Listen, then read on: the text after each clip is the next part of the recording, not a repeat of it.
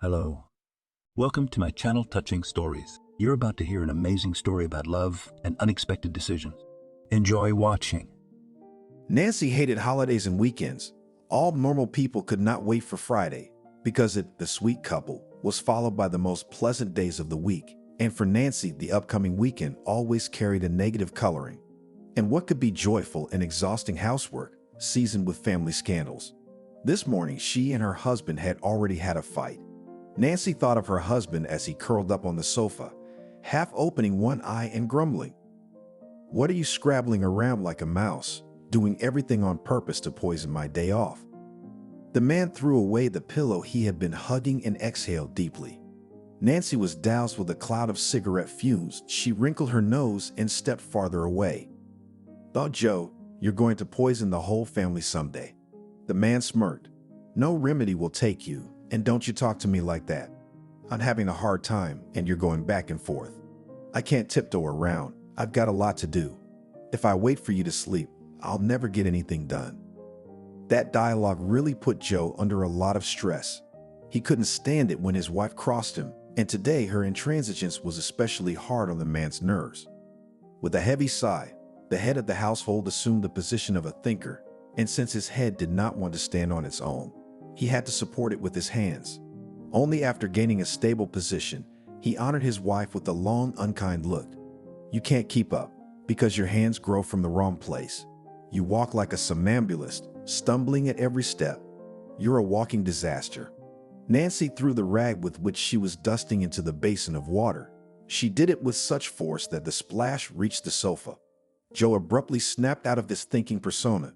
Now his whole body was expressing indignation, and his right arm, like the leader of the world proletariat, stretched strictly forward. Only the legendary cap was missing for the completeness of the picture. The man's hangover speech was also eloquent. Of all the poor vocabulary he could think of, these came to mind. "Handicap. Can't you see I'm sick?" Nancy was satisfied with the effect of her elegant revenge. She advised with a sneer, "Drink less and you'll be fine. And you're wrong about being crooked. You're second to none in that respect. I've been asking her to change the outlet in the hallway for 3 months." Joe shook his head. "I did it." "What's your beef?" "Come and find out. Used to be sparks flying. Now it's electrocuted. They say a handyman like you, Joe, is a handyman. But please don't insult me in my own house."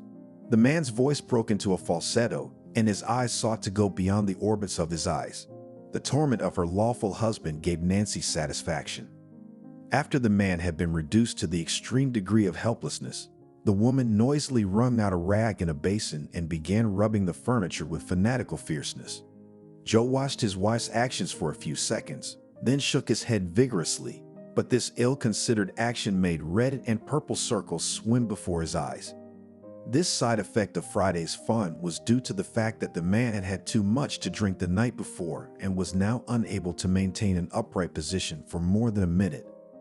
His large body collapsed spontaneously onto the couch, and his voice became tearful. "Nancy, why do you have to be so cruel to me? I feel bad without your lectures, and you add to the pain. You're a woman, so you should be merciful." Nancy grinned wryly. "Mercy doesn't apply to the likes of you, Joe. I'd rather feel sorry for the flea-bitten cat on the street because he doesn't drink vodka or anything that burns." The man looked pleadingly at his wife. "Nancy, all right, let the flea cat be dearer to you than your own husband, but I'd like a sip of water." This call scattered against the wall of incomprehension. The woman looked at the sufferer in male form and said with contempt, "You have legs, go to the kitchen and serve yourself." Joe grabbed the left side of his rib cage, feigning a heart attack, but the woman only grinned. "Joe, it's time for you to change your repertoire. Cardiacs don't jam vodka in the garage with drunks of all stripes. They follow a non-alcoholic regimen." Nancy gathered up her cleaning supplies and proudly walked past her husband. She was already out the door, but something must have clicked in her soul, and she called out to her daughter, "Lucy, stop sleeping. Father is suffering. Bring him some water. God forbid, he's going to throw off his hooves. For the funeral, we have no money." From somewhere in the back of the apartment came a grumbling sound. "Can't you do without me? I'm entitled to a decent night's sleep at least once a week." The daughter strode barefoot into the kitchen and cast a glance in her mother's direction. Nancy did not respond to her indignation. Lucy filled a glass with water and made her way to the couch where her father was suffering. "Here, have a drink." Joe drained the vessel in one gulp. "Thank you, my daughter. You're a true friend and comrade. But our mother, she's as cold as a queen from a fairy tale." Nancy couldn't stand it. She appeared on the threshold of the living room, but now with a rolling pin, but this tool in the hands of an angry woman more like a bat. "I see you've been sneaking around behind my back. Well, what I want to tell you is this. There are no lackeys here, and I don't have to fulfill your wishes. You two wander around till morning, and then you make some kind of claim on me." Lucy realized that her mother was in a bad mood today and rushed to her with kisses. "Mommy, don't be offended. It's just a figure of speech. You're the prettiest, warmest, aren't you, Dad?" Joe mumbled something enthusiastically and threw out his hand in the style of a Rolf front greeting. Not even the toughest woman could resist such a display of affection. Nancy considered herself weak. She looked pleadingly at her husband and daughter. "Get yourselves cleaned up and we'll eat. You both slept through breakfast. It's a long way from lunch." Lucy kissed her daughter's love once more. "Mama, shall we call this meal Saturday?" The woman affectionately slapped her daughter's soft spot. "Go suck up, get changed and comb your hair, or your head is a nightmare." "Mom, you don't think anything about modern fashion. It's the latest trend. Half the city goes with such haircuts." Lucy kissed her father and ran to her room. Joe got up from the sofa with difficulty and went to the bathroom. "I've got to take a shower, or I'm feeling a little stormy today." Soon the steady sound of water was heard and Nancy calmed down a little. She tried to turn her attention to her current problems, but suddenly her husband's voice came from the bathroom. "Nancy, I forgot to tell you that Nanny is here. I met her yesterday, and she asked me to have you drop by as soon as you were free. She's not a big woman. She could have come herself. The crown won't fall off her head." "Do as you please. My business is small. I was asked. I passed on the information." In just under 10 minutes, Joe had undergone a dramatic transformation. A healthy blush burned on his cheeks and his eyes were no longer hungover. Nancy looked at her husband and said with satisfaction, "Well, that's different now. You look like a human being now." The man threw a wet towel into the bathroom and tried to hug his wife, but she wrinkled her nose. "Joe, you're so stinky, you could snack." Apparently, he was expecting a different reaction, so he said with irritation, "You're so hard to please. One thing's wrong with you, another thing's wrong with you. You don't turn up your nose like a girl on her first wedding night." "Joe, think what you're saying. You'd be ashamed of your daughter," Lucy reported in a cheerful voice. "Mom, don't worry, I'm aware of the relationship between the opposite sexes. You probably forgot that your daughter is in medical school." Behind the arguments, mother and father did not notice how their hair showed up in the kitchen. Lucy rushed to the table and began to grab everything on her plate. "Man, I'm so hungry. I've got an appetite." Nancy looked at her daughter with amusement. "Sit down at the table and eat. What a fashion to grab everything with your hands." Lucy managed to chew and talk at the same time. "Mommy, it tastes better this way. If you do not know, I can inform you that the tradition of eating without using cutlery is developed in many countries, so do not swear at your daughter. Do not waste your precious nerves." "You don't have any nerves. Dad's been drinking a lot, and you're out at night." The smile is gone from the girl's face. "Mommy, you chose the wrong verb. I wasn't loitering. I was hanging out with girls. Remember, I warned you that Casey's wedding is next week, so we had like a bachelorette party last night." The woman waved her hand nonchalantly. "A bachelorette party is the night before the wedding, not the week before." Lucy gave her mother a condescending look. "And we're kind of having a rehearsal." Nancy repeated the contemptuous gesture and said in the same tone of voice, "What a life. Everything's rehearsed now. Hairstyles, bachelorette parties, bachelor parties, and it's no use at all. Family life does not depend on these little things. It is impossible to rehearse." The daughter did not answer her mother. She looked expressively at her father, as if expecting his support. Joe had managed his lunch and was now drinking tea. Although the wedding topic was far from his interest, he could not refuse his daughter's support. Making a smart expression on his face, the man remarked. "Mother, something you are not on a joke today. You're picking on me, and now you're talking about the wedding. For me, it doesn't matter how people get married. The main thing is that the wedding should be fun." "I'll bet it is. You're all about fun. I don't care about other people either, as long as it's not about my family. Joe, instead of trying to influence your daughter, you're indulging her." "Nancy, Lucy's a full-fledged citizen. You're forgetting she's 19 and can go out in the morning and get married without your permission. She has every right to." The woman's outrage took her breath away. "Joe, think about what you're talking about. What marriage? Look at her. She's just a little girl."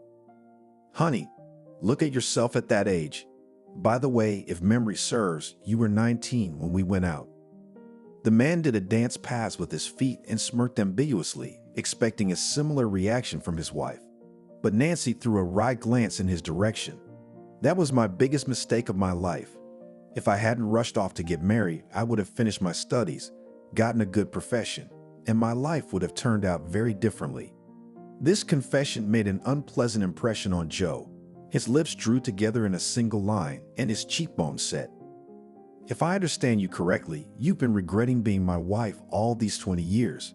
Unexpectedly. It's like a cesspit poured out on me. But it's better to find out the whole truth late than to remain in ignorance for years on end." Nancy tried to say something in her defense. The man beat her to it. "Nancy, you can still make things right. Find a decent life partner if you're not satisfied with me." Joe pushed his plate away from him and got up from the table. A moment later, the apartment door slammed and Lucy rushed into the hallway. "Dad, wait!" But the head of the family had already left the house, which he always seemed warm and cozy.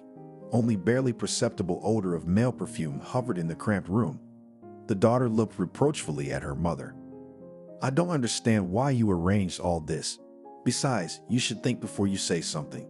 Don't you realize you've hurt Daddy?" Nancy asked quietly. "What have I done to him?"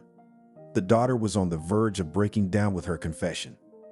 "Sometimes it's better to be quiet than to speak. And then, if you had married Daddy, I wouldn't have been born.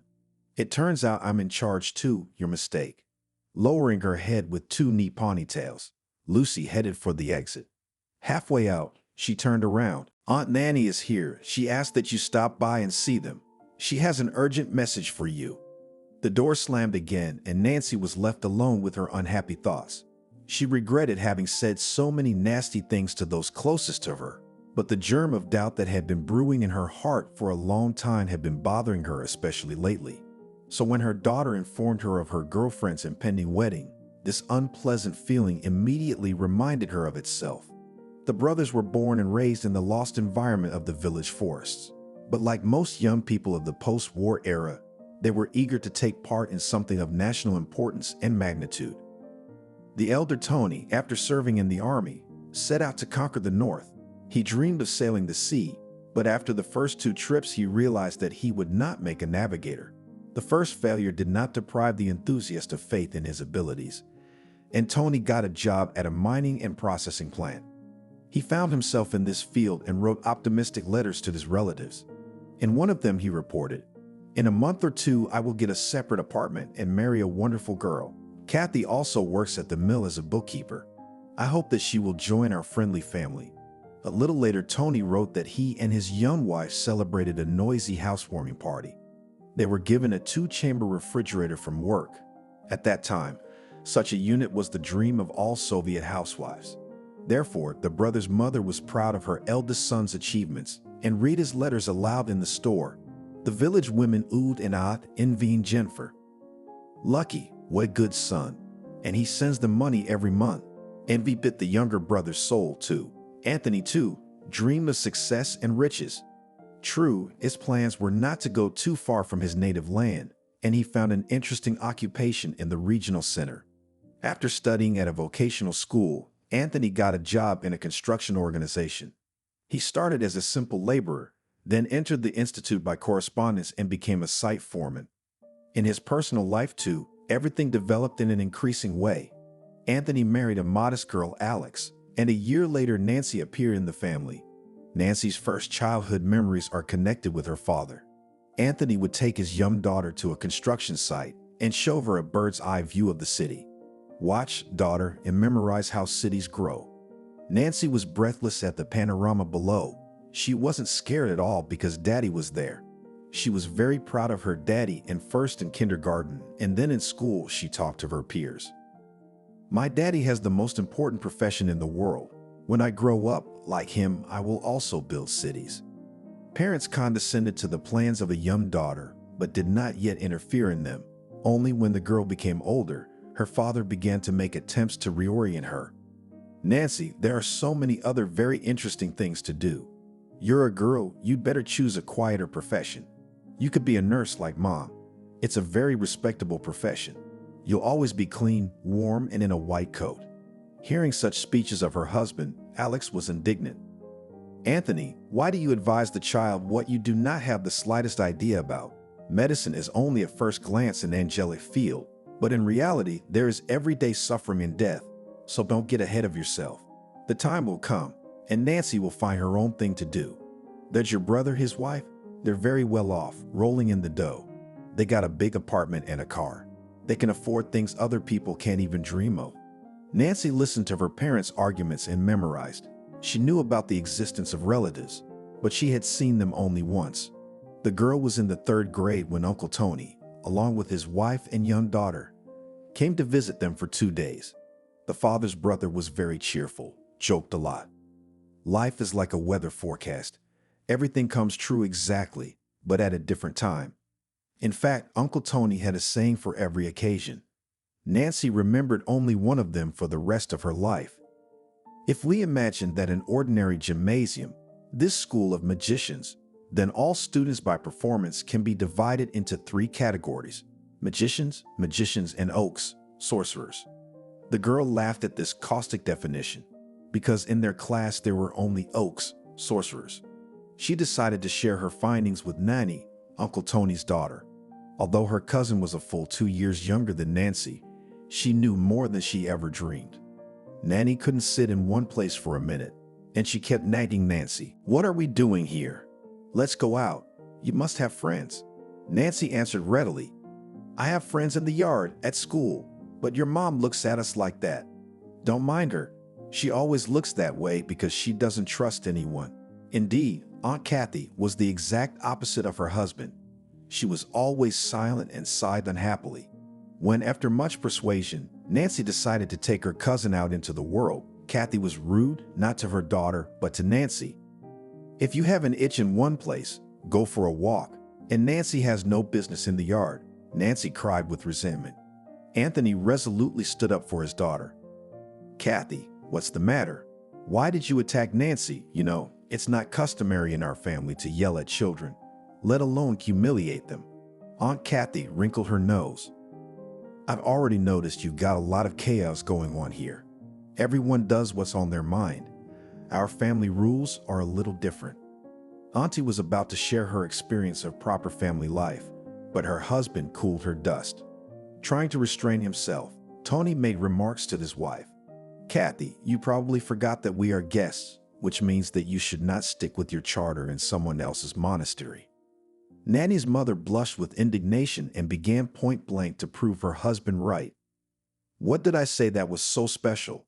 Nothing. I'm just trying to protect our daughter." Uncle Tony threw both hands up like he was going to throw a ball into the net. "Kathy, how many times do I have to tell you that a child is supposed to socialize with other children, and you're always trying to put Nanny in a flask?" To his distress, Anthony decided to support his older brother.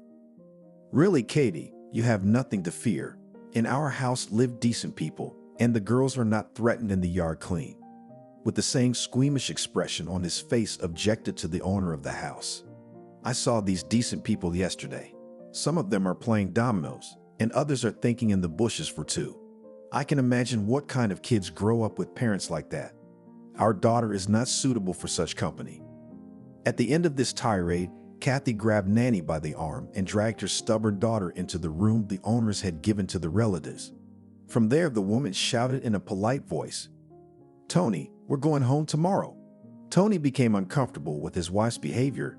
He grinned crookedly and said to his brother, Yes, Anthony, real life differs from a fairy tale in that in it everything happens in reverse. You marry a beautiful princess, who after a year or even earlier turns into a warty toad or viper. The next morning, the guests promptly departed for home. Nancy did not even have time to say goodbye to her cousin. Since then, she had disliked her aunt with all her soul and had once confessed to her parents.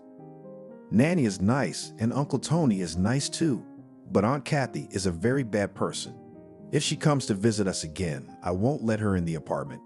Anthony tried to change the 10-year-old's mind. Nancy, you can't judge a person by one act. Aunt Kathy was just in a bad mood and said something stupid. She's really kind. Kind aunts don't say mean things like that. Nancy was not destined to keep her promise because Uncle Tony and his family did not come for a long time. The girl began to already forget about the offense against her aunt, as one day at dinner her father sadly dropped. Tony called, said that he was diagnosed with a serious illness and he no longer works at the mill. Alex said knowingly, unfortunately, many people pay for a comfortable life with their health because nobody pays big money for nothing. Nancy realized that this conversation was not for children's ears. She kept silent and memorized everything her parents said. A few days later, the girl learned from her father that Uncle Tony and his family were preparing to move. Doctors said that in the north for his brother is not suitable climate. In short, they are preparing to move. The daughter was burning with curiosity. A question came out of her mouth. Daddy, are they going to live with us again? No, they're not. Uncle Tony and Aunt Kathy are buying an apartment in our town. They already found the right one. This news made Nancy happy. That's great. That means Nanny will be living here now too, and we'll be seeing him. Of course you will. You're sisters. Siblings should keep in touch. But Kathy wasn't in the mood for sibling bonding. Immediately after moving into her new apartment, she remarked with a wry smile, "We've been very lucky with the apartment. Tony wanted to be close to his brother, but I think it's better for relatives to keep their distance in every sense." Alex responded to that hint. "Katie, you don't have to worry. Anthony and I are not used to impose our society on others.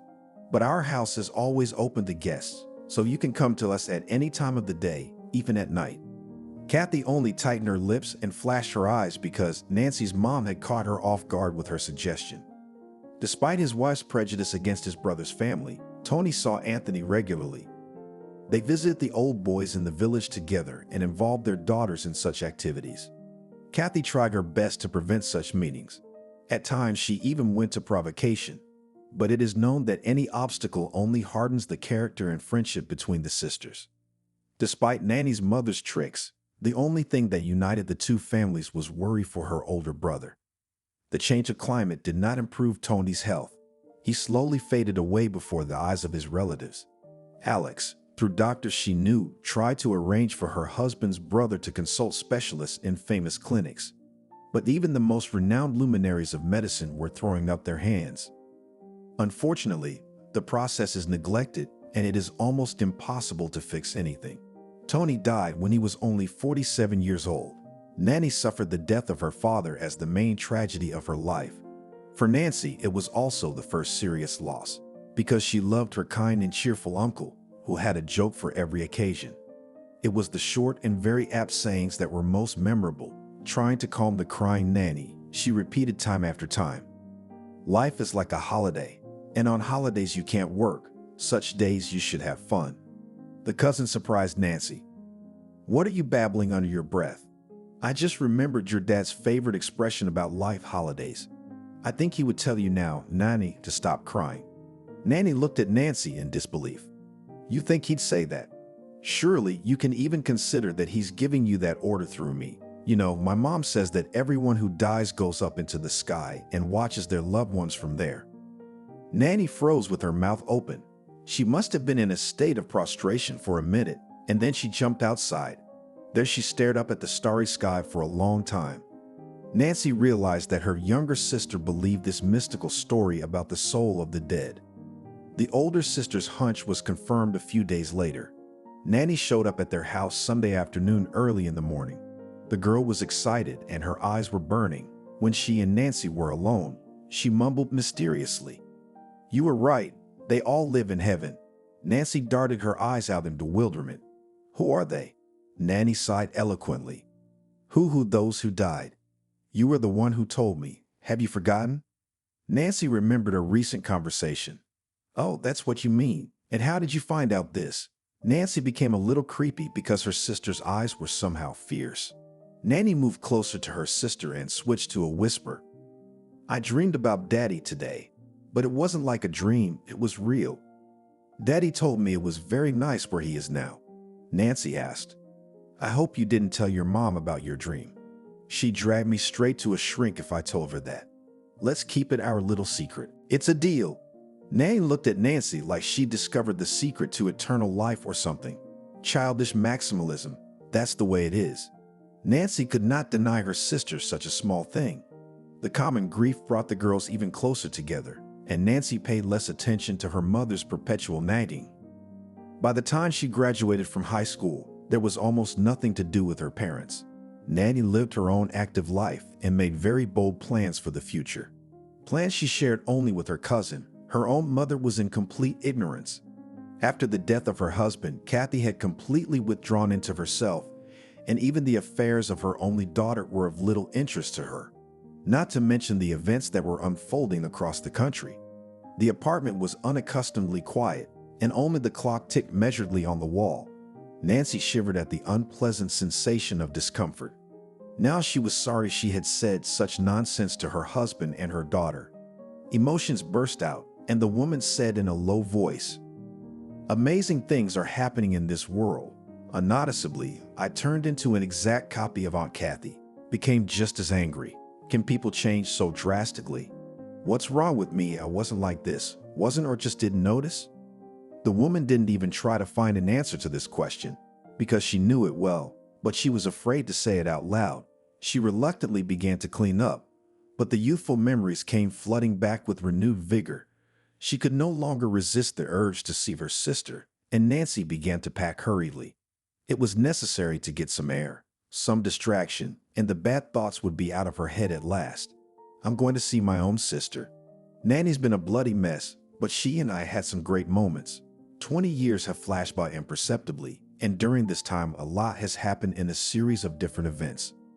There were moments that today Nancy did not want to remember, but time, if it does not heal old wounds, makes you look at things of bygone days in a new way.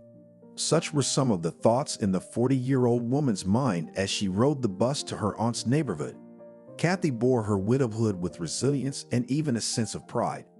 She did not grieve long after the funeral of her beloved husband and found solace in occult practices.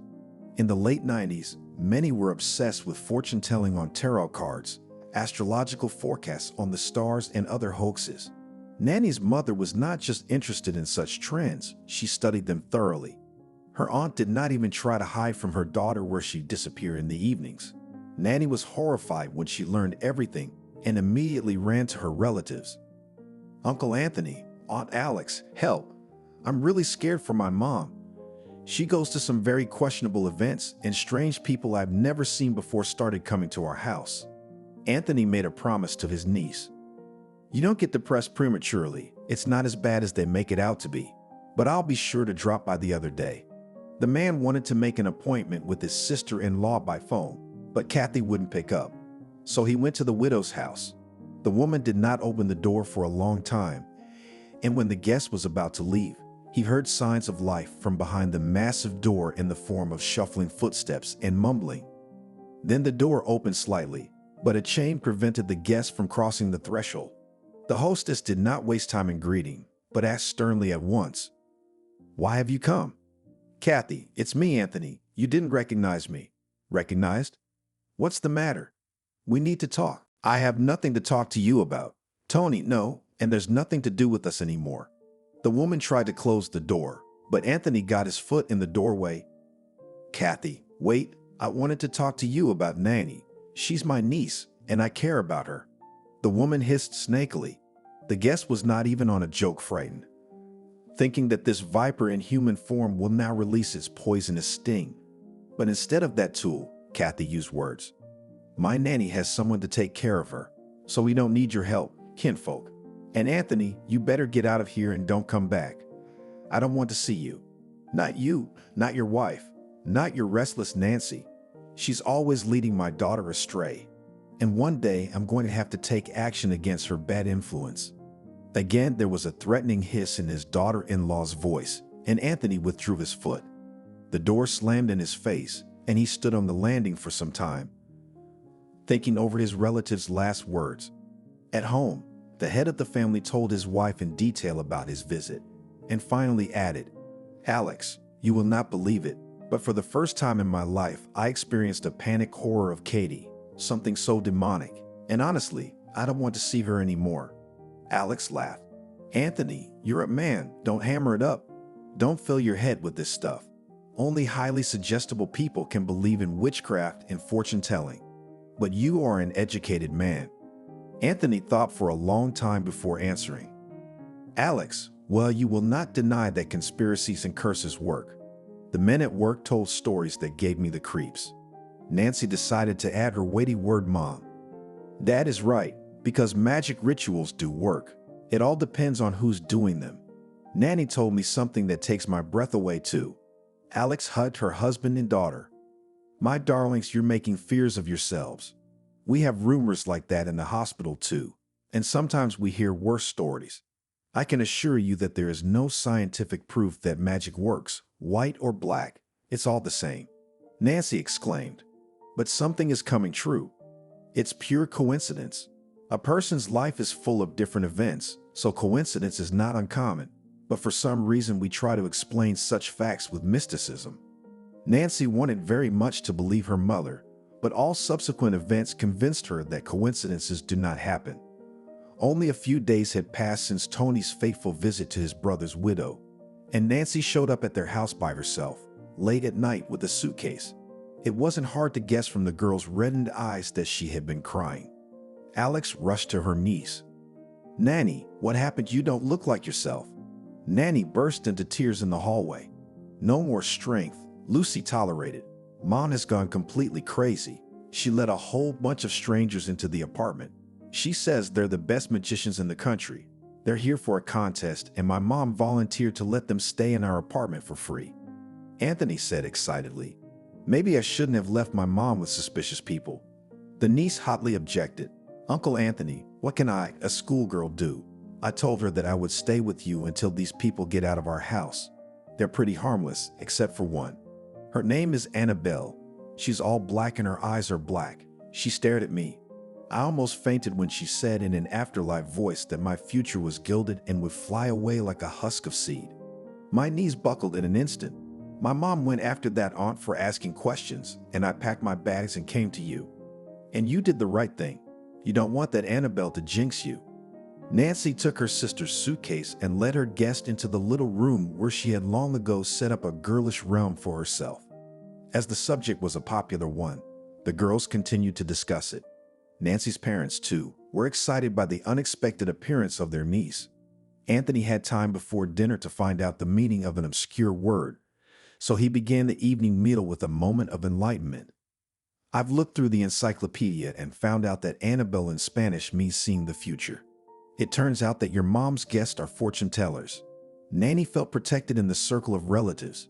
She answered cheerfully enough, "I don't really care how the name translates. I'm just worried about my mom because she's been hanging out in parallel worlds a lot, and I don't like it. Well, it's only a couple months away, and school will be behind me. Then I'll be able to leave this town, and everything will be just a bad memory." Alex complimented her niece. "Nanny is right. You are a smart girl, and I am sure that you will definitely enter the Institute. Take an example from your sister. Nancy has entered the Institute. She will be an architect. This profession will never lose its importance." Nanny frowned. "No, I'm not going to design cities, and I don't want to stay here either. I'll go to the capital. There are more opportunities there." Nanny stayed with them for almost a week. Then she confessed that it was the most wonderful time of her life. But suddenly, Kathy herself showed up for her daughter. True, this time the relative was the personification of peace. Alex, though surprised by the visit, was also hospitable. "Katie, come in. We were just about to have tea. The girls have baked cupcakes. We'll taste them together." She smiled sweetly at the invitation, but refused to have tea. "Some other time we'll have tea. There's no time now." I'm actually here for Manny. Kathy stomped down the hallway, waiting for her daughter to gather her things. At last, Nanny appeared with her suitcase, and the guest said in a monotone voice, "You don't hold a grudge against me. I didn't mean to offend you. Thank you for taking Nanny in." Anthony was very happy that his daughter-in-law was showing some humanity. "There's nothing to thank. We're not strangers." Aunt Kathy looked at him with a strange look, then said in the same colorless voice, "We should be careful at bus stops, especially in the evening. There's a lot of drunken outlaws running around town." Nancy felt a chill run down her spine. "Aunt Kathy, what are you talking about?" The aunt looked at her. "It's nothing much. I just wanted to warn you. And you get ready for the wedding. You'll be married soon." Nancy laughed right in her aunt's face. "Aunt Kathy, you sound like a fortune teller. I have to disappoint you. I'm not getting married for the next 5 years. Only after I get my diploma will I plan to start a family of my own." The aunt looked at her again with a shrewd look. There is no escape from destiny. Nanny showed her sister by signs that her mother was a bit out of sorts. To spare the relatives from the unpleasant guest, she took her parent under her elbow and led her towards the exit. "Mom, everyone, let's go home. You have picked up from your friends different nonsense, and now you are talking nonsense." When the sister-in-law and her niece were out the door, Anthony twiddled his index finger at his temple. "What happened to the woman? She's talking such nonsense. Alex, it's your part. Tell Katie, are the balls rolled behind the rollers, or is she just playing fortune teller?" Alex grinned. "More like the second. It's a special time right now. The millennium has arrived and old superstitions have come to life. Yeah, and new ones have sprung up. The public's interest has to be fueled somehow. That's what hoaxers of various levels are trying to do." The topic of conversation smoothly flowed to different ways of fraud. Fortune tellers, fortune tellers. Each member of the family had something to tell, so dinner and the rest of the evening turned out with a mystical tinge. In the morning, all three of them forgot about Aunt Kathy's visit and her ramblings. It wasn't until months later that Nancy remembered everything she had talked about in the hallway. Nancy barely had time to touch the bell button before the door opened and her sister clutched her in a hug. "Nancy, how I've missed you.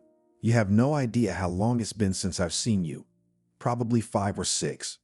From the darkness of the hallway came her aunt's disgruntled voice. "Nanny, let the man into the apartment. What is this fashion to organize on the doorstep, honey?" Nanny waved her hand. "Mom, you should definitely put your 5 cents in. This is my sister. I have every right to greet her with violent emotions." Nanny let the guest pass and pointed her hand towards her room. "Come, let's go and have a secret and tea later." Nancy accordingly nodded. "I've only just come from the table, so I'm not hungry. Mine have gone about their business and I'm here to see you." "Yes, I ran into Joe yesterday and told him to tell you to stop by right away. You have no idea what I dug up the other day.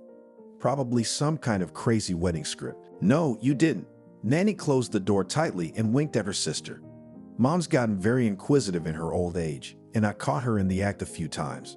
Nancy muttered, "I'd rather have them eavesdropping than doing dubious business." Nancy looked thoughtfully at one point. "Yes, I'd had a hard time re-educating her. Honestly, I can't even believe Mom was once obsessed with nonsense. Although, you know, sis, deep down, sometimes I believe in fortune-telling myself." "You're not alone. I do too, especially lately." Both women were silent, each thinking about something else. Nanny went to university after school, but she graduated with great difficulty. She had taken 2 sabbaticals because she was desperately short of time for the most important thing in her life, her wedding. Nancy's father, Anthony, gave his niece an inexpensive camera for her 17th birthday. It was just before Nancy's wedding, and Nanny decided to capture the event. For 2 days, she ran around with the camera, shooting everything, but the newlyweds never got a disc with the recording. For a long time, Nanny fed them breakfast, and then went to the capital and did not appear in his hometown for 3 years. Years went by, and life every day more and more pulled the couple into its maelstrom. Joe and Nanny less and less often remembered the day of their marriage. And now, for the first time in 20 years, with Nanny's encouragement, Nancy remembered that she had once shone in a snow-white bridesmaid's gown. She sighed sadly and sat back in her chair. "Come on, Nancy, dazzle my imagination. I'm getting ready." The woman shuddered. You scare me. I'm a little preoccupied." "Now, just a minute." Nanny rushed to the dresser, on which were laid out in strict order all the paraphernalia necessary for a wedding planner. The guest grinned and nodded toward the prepared props. "Do you have work to do here?" "You, as always, right?" An acquaintance of my mom asked. "They have a granddaughter getting married on Saturday. Actually, they've been common law for 2 years and suddenly they're getting married. Usually they rush to get it done when there's a new addition to the family. I'm never interested in such details. My business is to please clients and receive for their services money. Those are the 2 pillars of my business," Nancy said with a sneer. "I have no doubt you're doing a great job with that." Nanny lifted her chin. "Because I'm trying. Do you know how competitive this market is?" "I have no idea. I am far from the entertainment business. I'm closer to home in my unenviable job." My sister sighed. "Yes, you were foolish then. You shouldn't have dropped out of school. Okay, let's not talk about sad things. Do you want to know what my competitors call me?" Nancy looked at her sister and mentally noted that the years had only slightly affected Nanny, and she was still as vivacious as in her youth. There was not a single wrinkle on her face, and her blonde hair was in neat curls down to her shoulders. As her sister did not answer her question, Nanny began to shake her. "Nancy, why are you silent? I don't recognize you." The guest laughed. "I was speechless at the sight of your beauty. You're so graceful and well-groomed, and I am." Nanny let out a heavy sigh. "What beauty is there? A pathetic glimmer of youth that has escaped me. But your flattery is nice. So, where were we?" "The competition. They're the ones who gave you your nickname," Nanny said in a well-practiced voice. "Please love and applaud. You are looking at a rare exclusive, the wedding general."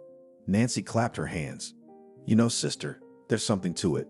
I can't judge your professional qualities because I've never been to one of your events, but your exterior matches the rank of general.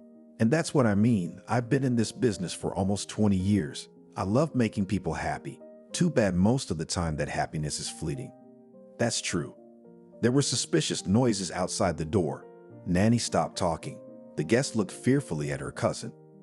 "Do you have mice?" Nanny laughed. "Yep, one mouse of enormous size." The hostess went to the door and said loudly, "Mom, stop scaring people, come in." The door slowly creaked open just enough for Katie to slip in. "Nanny, the kettle is boiling. Are you having tea now or a bit later?" "Mom, in about 5 minutes we'll have a little more privacy." All right, girls, you talk and I'll wait for you in the kitchen." The door is closed. Nanny confessed to her sister. "Sometimes I feel like Mom is trying her best to make up for past mistakes. I'm sorry, but I don't know how to help. Nanny, it's very simple. You have to love your relatives, your parents. Above all, appreciate the love, care, and respect of their Chad." Nancy's voice treacherously trembled, and Nanny again hugged her sister tightly. "Nancy, don't beat yourself up. It wasn't your fault. It was an accident." "That's all true, but your mother warned us of misfortune, and we didn't believe her. We thought her words were nonsense." Nancy felt tears come to her eyes. She remembered again the terrible day her parents had died. It had been shortly after she and Joe had been married. The newlyweds had learned that a new addition to their family was expected and had rushed to please their future grandparents.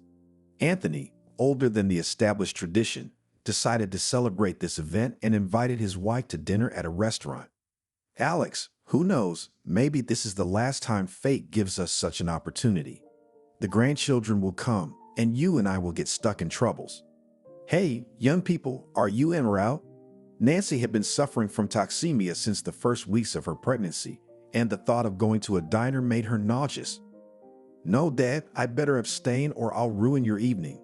Alex supported her daughter. "You're right, Nancy. In your position, it's better not to take any chances." Anthony put on his new suit for the occasion, and his mother wore a sequin evening dress. They ordered a cab, and in farewell, the mother shouted from the car, "I'll call you tomorrow morning." Nancy had no idea that this was the last time she would see her parents alive. As eyewitnesses later recounted, the couple were among those waiting at the bus stop for the last bus. Nancy's parents usually used their own car, but her father never got behind the wheel if he had a little drink. So that evening, the couple decided to take public transportation. Besides them, There were 6 other people at the stop, but no one noticed how a foreign car jumped out from around the corner at a great speed.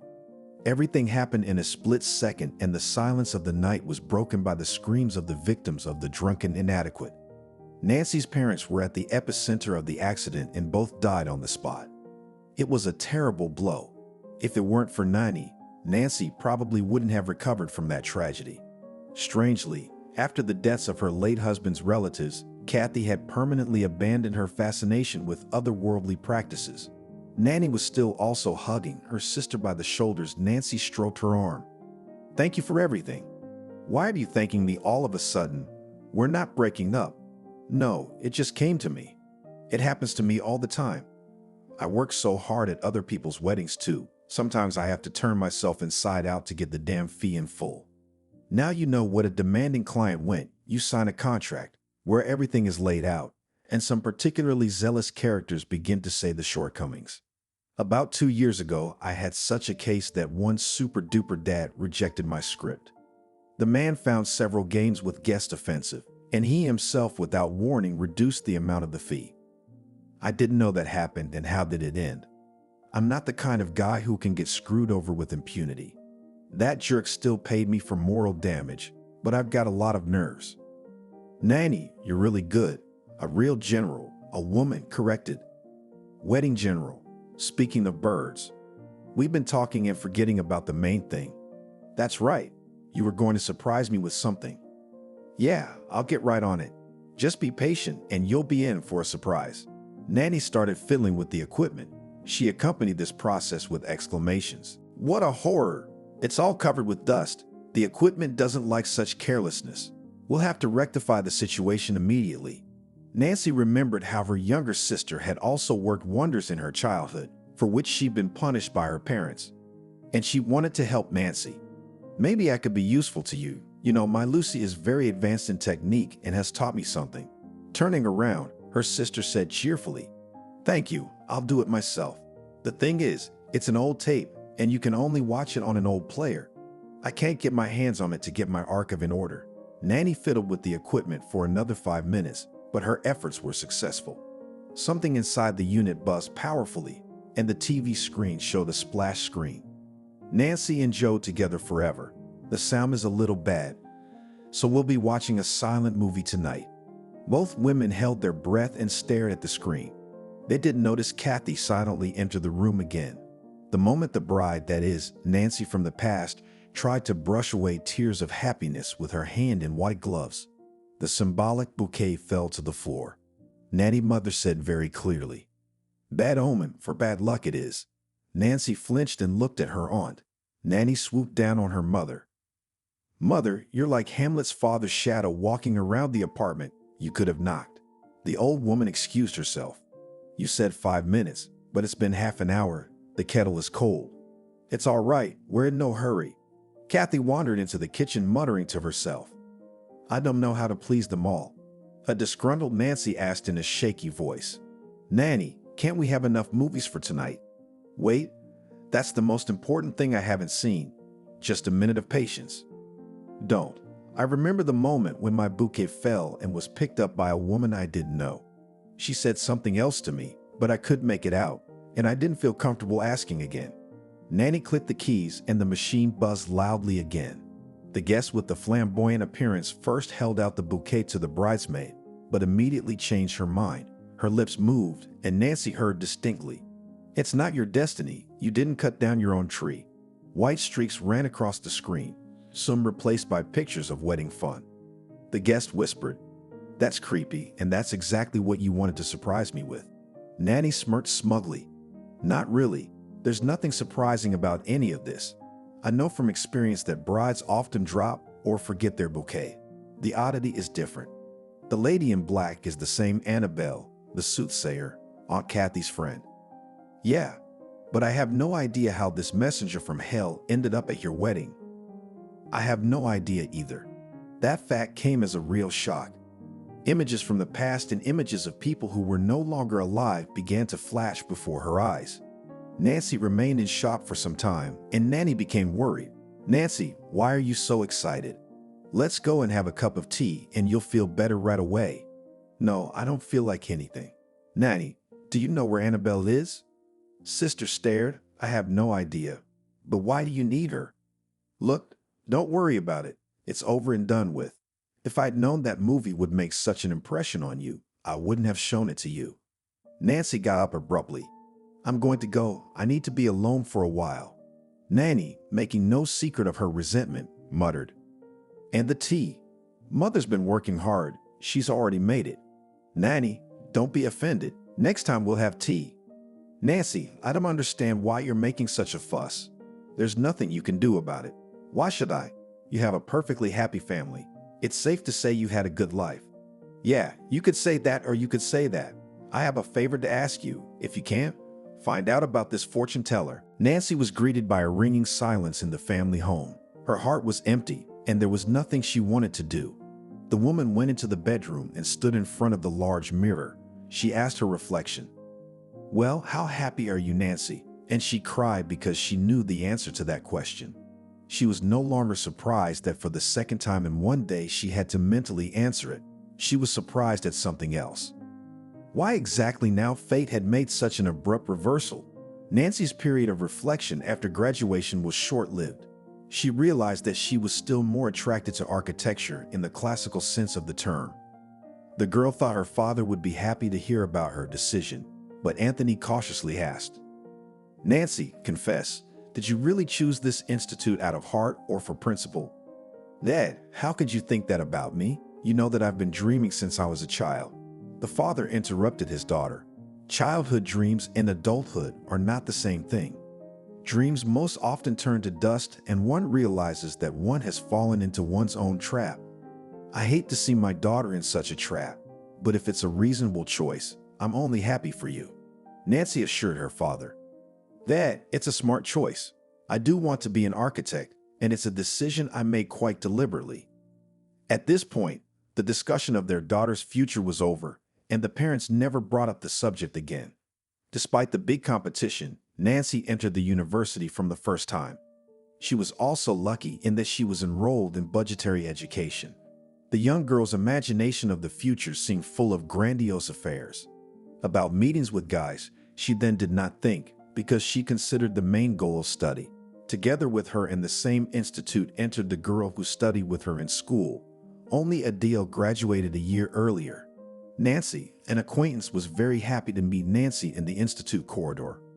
"Hi," a pleasant surprise. At least one familiar face. Nancy also got excited. "It's nice to see you too. What department are you in?" "I didn't get enough points to get on the budget, so I had to apply for a fee. No other options. I missed out last year and now I'm unlucky again." "It happens. Fate doesn't favor everyone. But I'm lucky in love. You know, I've got this guy. He's in a firm and has money. He's studying at our institute. Probably the son of some important official." "No, you didn't. My beau's already graduated, works as a mechanic in a car service. The money goes into his pocket. I'd only been dating him a month, and he's already given me a ring." Nancy gasped in surprise. "You're marrying him so fast." Adele rolled her eyes. "I wish. We're still in the active stage of our relationship, and Joe gave me a ring with a small stone in it, so no hints yet. But I'm waiting for him to be generous enough to give me an engagement ring." Such conversations between young girls are frequent, and Nancy had already had to listen to the confession of her close friends more than once. And this time she listened politely to Adele's revelation, and by evening had forgotten her conversation. About a week later, the girls met again in the same corridor. Adele gave Nancy a friendly peck on the cheek and said meaningfully, "You and I, like the popular song, at the same place, at the same hour. How what not to believe in fate?" Nancy waved it away. "Come on, it can't be otherwise after all. We're at the same institute and walk the same corridors." Adele reluctantly agreed. "That's true, but I'm a bit of a fatalist. I'm really into mystical things. Joe laughs at me, says my brains are turned the wrong way." Nancy thought that she herself would be offended by a guy who would criticize her mental abilities instead of complimenting her. She did not voice her opinion aloud, for she considered her acquaintance with Adele an everyday trifle. What was her surprise when she saw Adele again the day after class? Adele was a little confused. "I'm sorry I keep you here. but I have some business to attend to. Nancy was in a hurry to get home because she had promised her parents to do a general cleaning of the apartment, but good parenting took over and she asked politely, "And how can I help you?" Buddy immediately perked up. "You see, my Joe's having a party tonight. He asked me to invite the girls so that their male companions wouldn't get bored. I asked around, but they all had urgent business today. So friend, help me out." Nancy instinctively put her hands to her chest. "Adele, I'm sorry, but I can't make it tonight either. I've got a lot to do at home. I have an essay to write. I'll do it another time." Adele tugged at the sleeve of her cloak. "I promised Joe today, and I don't want to disappoint him. He's so cool, so macho, and I can already see myself next to him in a wedding dress." Nancy shook her head, but Adele kept urging her on. "Look, this is a chance to find a nice guy. My Joe doesn't hang out with just anybody. His friends list includes the sons of bureaucrats and professors. Adele, I don't need this. I'm not looking for a life partner yet. I have other interests. You should. You have to get things done in a timely manner, especially marriage and having children should not be postponed. That's what my mom says, and I trust her completely." Nancy didn't want to get into an argument with the intrusive girl and made a new attempt to get rid of her, but at that time the young man of athletic build came up to them. "Adele, this is your friend. Very nice to meet you. Joe, master crafter of old and new iron." The guy extended his hand to her and had to reciprocate with a mutual gesture. Adele's beau acted confident and even a little insolent, and Nancy was confused by this pressure. So it took Joe less than a minute to persuade her. It took her another quarter of an hour to notify her parents and change her clothes. The party was a buffet, so all the guests behaved relaxed. Nancy drank only orange juice and didn't even touch the food. Adele stayed close to her lover all evening. She looked faithfully into his eyes and caught his every word. Such subservience disgusted Nancy, and she waited impatiently for this social performance to end. Several times Joe came up to her and inquired, "Nancy, I hope you're not bored?" She smiled. "No, not at all. You're having a wonderful time." As the guests began to slowly disperse, Nancy stealthily slipped into the hallway and pulled her raincoat off the coat rack and opened the door. Outside, she took a full breath and thought she'd wasted the whole evening. The next day, Adele voiced her grievances. "Why did you run away before the time? You could have warned me, because I'm looking for where my friend is and my friend is not here." Nancy didn't like either Adele's tone or her reproach. "Adele, our relationship can hardly be called a friendship. In the old days, they called it a casual acquaintance, so I don't owe you anything, and neither do you owe me anything. I was very tired and decided to leave." Adele waved her hand. "Come on, you don't have to explain. It's clear enough." Everyone forgot and went their separate ways. Nancy was very happy that the situation had been resolved peacefully, but still she walked around looking around for a few days. She no longer wanted to see Adele, but suddenly she met the fiancé of an acquaintance, and it was all due to some malfunction in her father's car.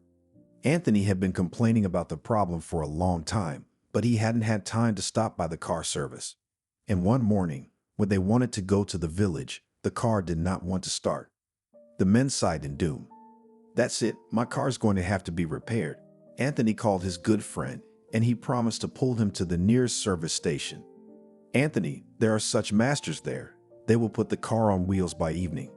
In aviation, they put the equipment on the wing, but here they put it on the wheel. That's a really good idea." Anthony agreed with that conclusion. "You're a good man, Johnny. I wouldn't have thought of that." Nancy had never been interested in cars before, but now she was curious. She was eager to see with her own eyes how the craftsman would work a miracle. After all, her father's car was a rather old machine and had long been in need of replacement. Anthony didn't even want to hear about buying a new car.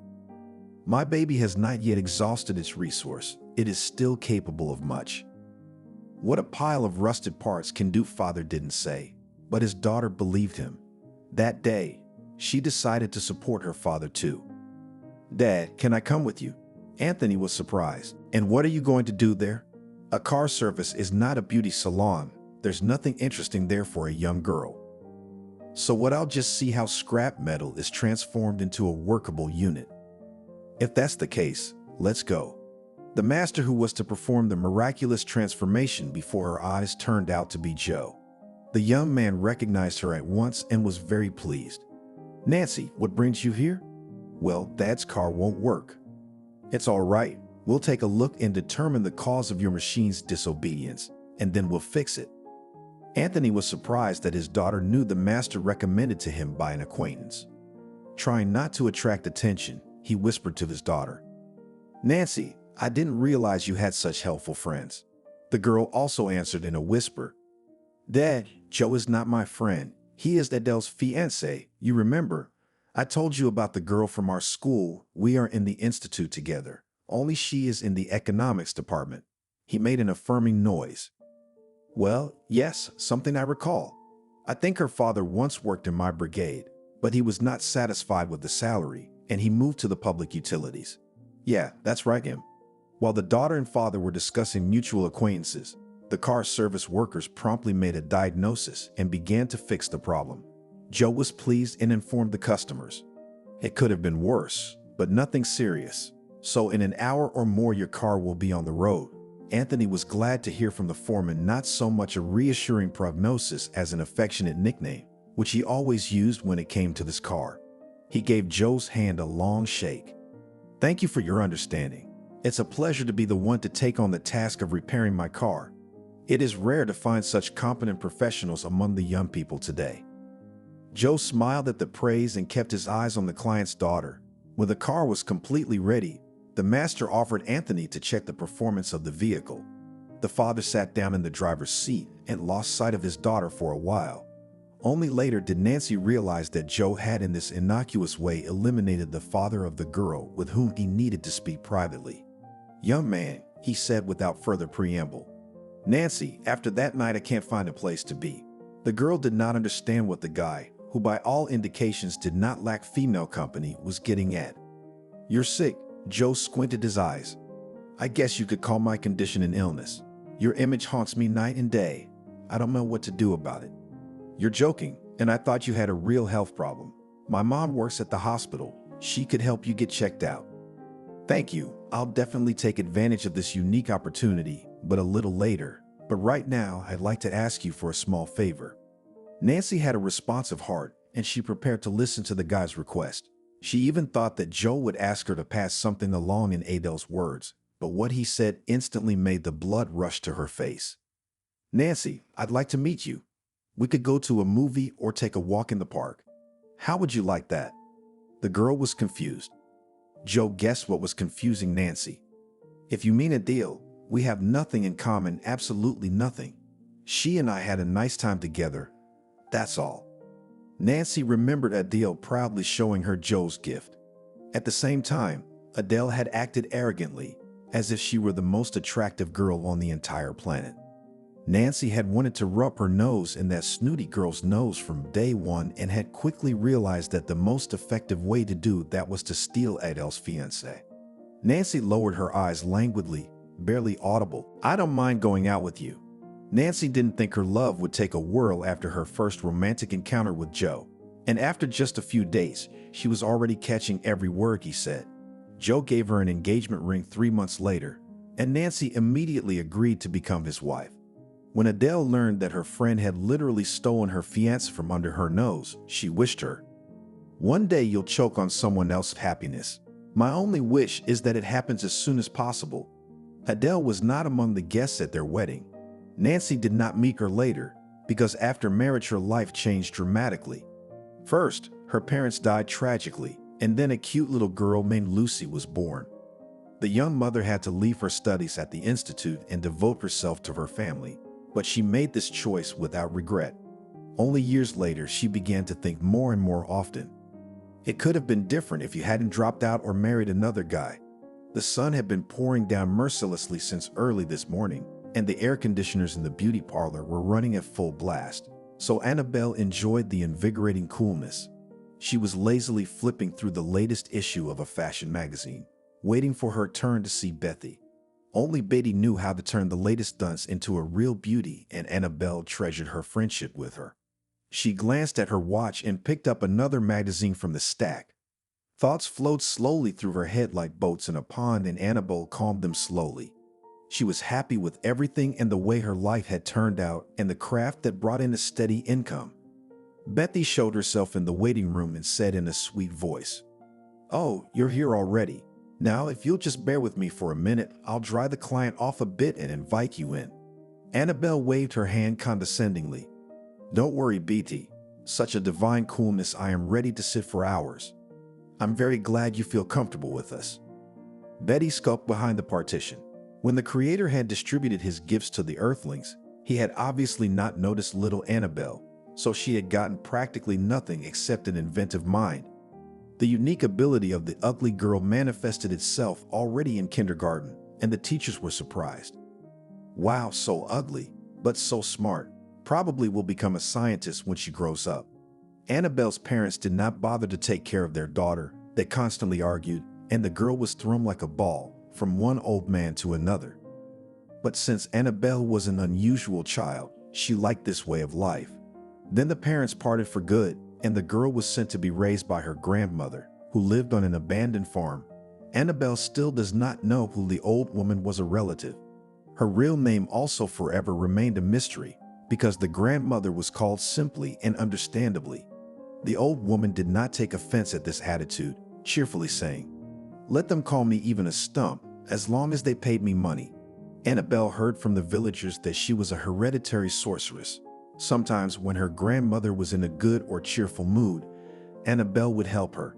These were especially happy moments because the girl could go into the room where the grandmother was preparing the potion of herbs and invoking the spirits without fear. The child's brain memorized and absorbed everything. Despite her young age, Annabelle already knew that in the future she would also predict the future and reveal the secrets of the past. Perhaps in time Annabelle would have mastered all of Bacchus' methods, but the old sorceress died suddenly, and the girl again began to shuttle between the houses of relatives. But the experience gained helped Annabelle to earn for pocket money. Already in elementary school during recess, girls crowded around her desk. "Annabelle, tell me what I'll get for the test," and she was eager to make a prediction. Although such predictions did not always correspond to reality, the popularity of the fortune teller grew every day. High school students, including boys, began to turn to her to guess the ticket number for their exams. For such consultations, Annabella took sense, but considering the fact that a day she quietly made hundreds of predictions, she always had money. But someone from the clientele of the young fortune teller blabbed her business, and Annabelle became interested in the juvenile inspection. The elderly relatives she was staying with at the time grabbed their heads. "Parents unlucky. A girl like Annabelle has been involved in fraud since she was so young. What will come out of her?" Since Annabelle's parents could not find even the best specialists of internal affairs, and all the grandparents went into complete denial, the smart girl was placed in a boarding school. But Annabelle's fame ran after her on her heels, and she had no time to spend the night in the state house, as it fell to her clientele. 13-year-old fortune teller, in addition to the basic techniques of divination, perfectly possessed the voice, and each session turned into a small but exciting performance. Educators and nannies brought sweet gifts to the girl and asked her to tell her what would happen to their relatives. Her peers were most interested in the boys and consulted her on the subject. Once Annabelle was called aside by Uncle Liam, the stable boy, and, embarrassed, asked him to make him a conspiracy for a drink. "I'm uncomfortable to address you on such a delicate matter, but my wife has completely imprisoned me, eats me up, and everyday gossips. If you drink, I'll put you in the hospital. Make me such a potion that in one time as if it would take away." It was an unusual request, but Annabelle pulled out of the recesses of her memory a recipe that her great-grandmother had once used to make a potion for the director of the local collective farm. Amazingly, the man had stopped drinking. Uncle Liam was also satisfied with the result of the treatment prescribed by the little sorceress. In a burst of the kindest feelings, he advised her, "You, beautiful girl, should make up a pseudonym for yourself. That's what all the famous mediums do. Take the same Vanga or Juma, because as long as you pronounce your name, the language will be confused. And your last name doesn't sound good at all. You need to think of something that will stick in your brain." Annabelle thanked the stable boy for the tip and headed for the library. She spent days poring over the thick book until she found what she needed: Annabelle. She was sure that such a colorful pseudonym would ensure her a successful future. But the girl soon realized that it wasn't enough to be successful with a big name. It still needs connections, and the circle of acquaintances graduates of the boarding school is too narrow. Annabelle realized that she only has to wait for the happy accident, which in an instant can change everything. 3 years passed in this waiting. During this time, Annabelle got a specialty of a secretary in the local school. But to get a job, the girl was in no hurry. To provide herself with a tolerable existence, she began to visit crowded places, where she fortune-telling to all comers. Especially good catch was in the electric trains. But after several successful trips, she was found out by competitors and cleaned to the thread. In parting, one of the freaks warned, "If you get caught again, you're in for a world of hurt." Annabelle did not risk her precious life and continued practicing in parks and recreation areas. However, in the wintertime, the visit to such places was minimal, and freezing citizens refused the services of fortune-tellers, so Annabelle often went to bed with an empty stomach. The fortune-teller was desperate when the opportunity she had been waiting for came up. On one of her visits to the park, when she was in despair, she noticed a neatly folded newspaper in a trash garbage can. Annabelle's mind immediately clicked. "This is no accident. There is definitely something in that newspaper for you." Ignoring the biting wind, she sat down on the ice-encrusted bench and began to avidly read the advertisements. At the very bottom of the page in bold letters was a message.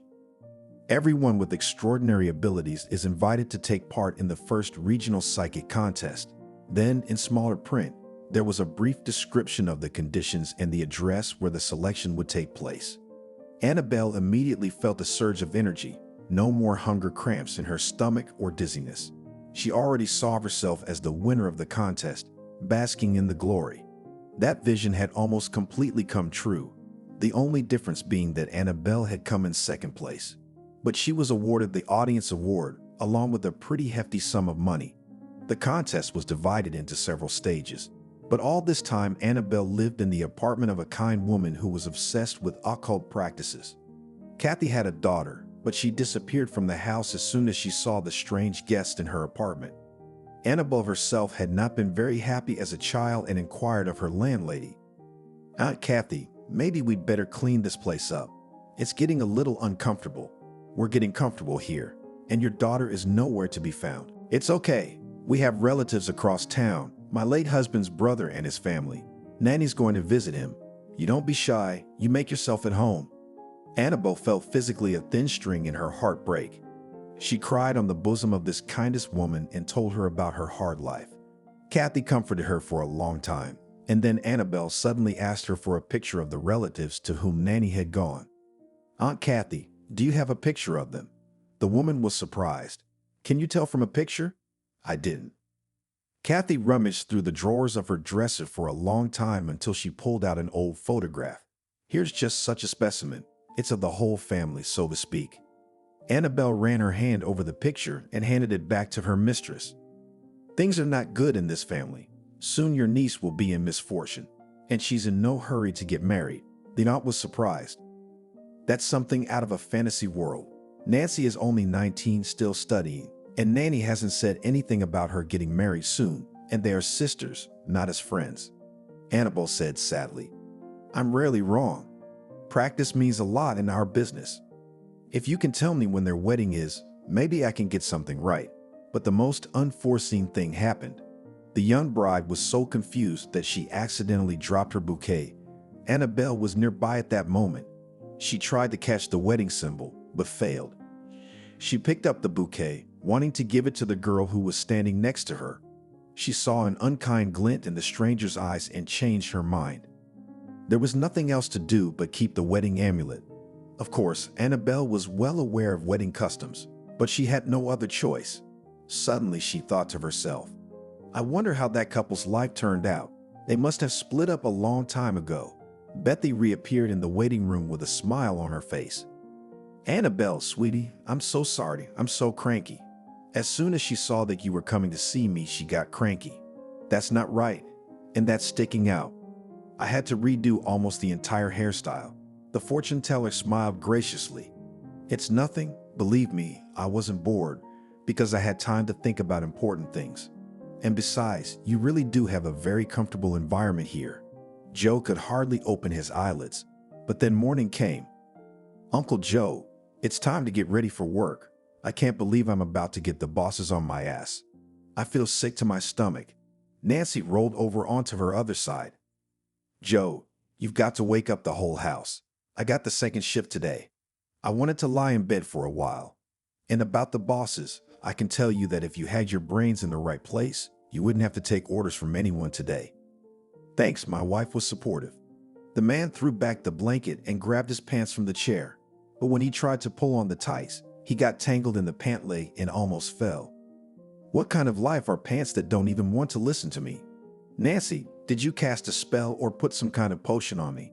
I've gone crazy in my old age. I got nothing better to do than poison you. You'll die soon if you don't stop drinking vodka by the bucketful. You're sassing me. I know my limits. If you knew what you were doing, you wouldn't have dreamt your car at dealership, and I wouldn't be counting cents till payday. You poor, destitute woman. You should have studied instead of dropping out. I'm sorry, but janitors are underpaid. Nancy couldn't take it. Joe, you have no conscience to reproach me. If I had married you, I wouldn't have had to sweep the floors with a rag. It was you who led me astray. The woman sat down on the edge of the bed and said dreamily, and in general, if I had finished my studies and received a diploma, I would hardly marry you. It was a hard blow to the male ego. So you regret it? 20 years we've been together and you haven't said a word, and now all of a sudden you're regretting it. Nancy was getting ready to say something mean to her husband. Her daughter knocked on the door. Mom, Dad, don't you get tired of the same old ifs and whys every morning? Why do you keep poking into the past? Normal people live for today. Joe grumbled. Lucy's right. It's too late for you and me to make any changes. Unless you have someone, though. And I wonder who that mysterious Nick is who keeps calling you. Lucy shouted from the kitchen. Parents, I love you very much and please don't make a Desdemona-style scene. The spouses laughed amicably, and Joe cheerfully remarked, There's something in that. Though you can't pull off Desdemona, I'm sure I'll have the same type of body. Yeah, only if you believe Shakespeare.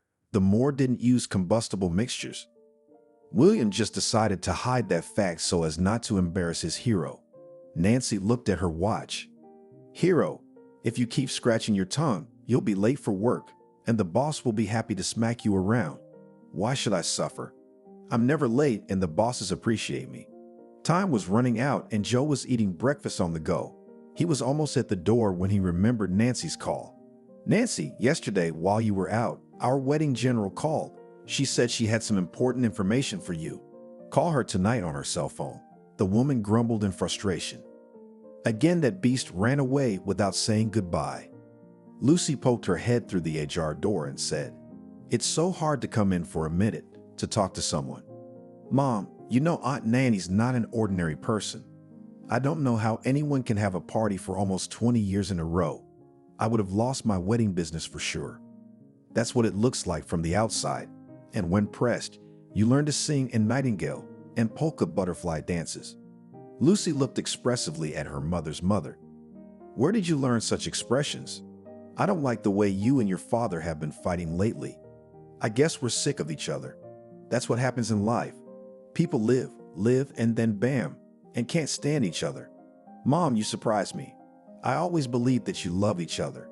Love is only in books and movies, but in life it's much simpler. You better tell me, do you still have your aunt's phone number? Lucy threw it carelessly. Mom, today there are more convenient and faster ways to contact the right person. I'll arrange a virtual session for you. Just tell me, when would be the best time for you to talk to Aunt Nanny? Tonight. Nancy thought for a minute. You know what? Don't say anything to your father. I don't want him to hear what we're going to talk about. Lucy held her breath in anticipation of something interesting. Mommy, can I have some privacy? I love secrets. I confess I overheard a little of your conversation with Aunt Nanny last night. You were talking about a wedding and you mentioned a fortune teller. Mom, I'm so excited to be in the middle of an intriguing event. The woman interrupted her daughter's reverie. You better think about your studies. The session is coming up, and you have not opened a single book. You'll be like me, an underachiever scrubbing floors to a high shine. Lucy grimaced. Mom, don't predict a bitter fate for me. I'll learn and get a diploma. And even if I have to get married at such a vulnerable age, I won't be in a hurry to continue the family. Oh, don't be so sure. Everyone says that and then changes their minds. You're not going to put off having kids until you retire. Then my father and I will not be lucky enough to see grandchildren. My daughter looked at her watch. Oh, Mammy, I'm so late. I'll see you tonight. Nancy took her time tidying up her room and pulled out a photo album for some reason. The images from Nanny's movie kept popping up in front of her eyes. She returned again and again to that mysterious brunette with the piercing eyes. I don't know why I want to know what the words of that fortune teller mean. The time dragged outrageously slowly, and she barely waited for Lucy to return. Her daughter skipped straight into the kitchen. Mammy, I remember everything. About our conversation and our promise not to say anything to Daddy. Now I'll just put something tasty in my beak, and you and I will call Aunt Nancy. Nancy had never communicated with her sister via video call before, and it was a real miracle for her to see her sister's own face on the screen. They said hello, and Nanny got right to the point. Nancy, I'm sorry, but I'm running out of time. It's another wedding, but it's Wednesday. People get married on Mondays. There's nothing you can do about it. Well, let's not get distracted by extraneous topics. I found our fortune teller from the videotape. Turns out my mom still keeps in touch with her. Very good. When can I meet this woman? Are you sure you want to meet her? Think about it. Maybe you shouldn't change anything. Okay, I'll think about it. Then let me know or get Lucy to send me a message. The screen went blank and Lucy said disappointedly, I still haven't learned anything interesting. Nancy felt incredibly tired. You still have a lot of interesting things ahead of you. Don't be in a hurry, my daughter, to live. I'm going to go lie down and you feed Daddy when he gets home from work. Nancy had hoped to be able to sleep, but now, after her conversation with her sister, anything but sleep came into her head. She was going over all the events she had to remember, and now one came up that she had long forgotten. It wasn't even an event, but a phrase Joe had dropped at the wedding. It was the phrase that had left her feeling confused, even lost her mood. But by the end of the party, she told herself it was all a figment of her imagination. It was like that. They were accepting congratulations, and Joe was smiling contentedly as he hugged her. Nancy was hot, and she threw off his arm. The young husband leaned toward her. But what a caprice, don't you realize that you only look so good next to me? Alone, you're not so good anymore. He put his hand on her shoulder again, and Nancy wondered. She wondered if he really thought that, or if he was just making a bad joke. Of course, she really wanted to find out, but then she got dizzy, forgot herself, and decided that her smug husband had said it without thinking.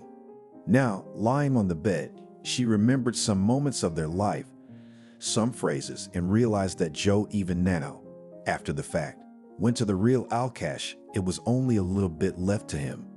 Sincerely thought that he had done her a great favor by marrying her. He also really didn't like the fact that she was working as a janitor. Nancy sat up abruptly in bed, and it was true that when he had to sell his auto repair shop because it stopped making a profit, and profits, as you know, are what businesses do. He got drunk, of course, and consoled himself in the kitchen. Nothing, but now we have a nice family, an unemployed man, and a cleaning lady. Nancy hadn't paid much attention to his words then, but now she felt very hurt. The woman quickly got out of bed, opened the closet, took out a sock in which she hid her rainy day supplies, took some bills, dressed, and moved towards the kitchen. Lucy came out. Oh, Mom, where are you going? Dad will be here soon. Nancy grinned crookedly. Well, he'll only be here, as usual, in such a state that he won't know what's for dinner or who's home. I'll be back in a couple hours. I've got things to do. Lucy's all out. Mom, and this has something to do with it. Nancy didn't let her daughter finish. Stop making up all that nonsense. Nothing has anything to do with anything. I just decided to get a haircut because I look like a hobo. Lucy's mouth opened slowly. For as long as she could remember, her mother had had a permanent bun on the back of her head, and she couldn't imagine her mother any other way. Mommy, you're a piece of work. Go cook dinner. Soon our happiness will crawl in. Mom, don't be like that. Nancy didn't say anything and went out into the yard. Okay, Joe has to go that way, so she would go the other way. She walked for a long time, hesitating to enter the barbershop. Apparently, it was because she hadn't visited such places for a long time. Finally, she decided. Hello. The master turned to her and smiled. She was just styling a black-haired woman. Hello, I'm sorry, we have no seats for today.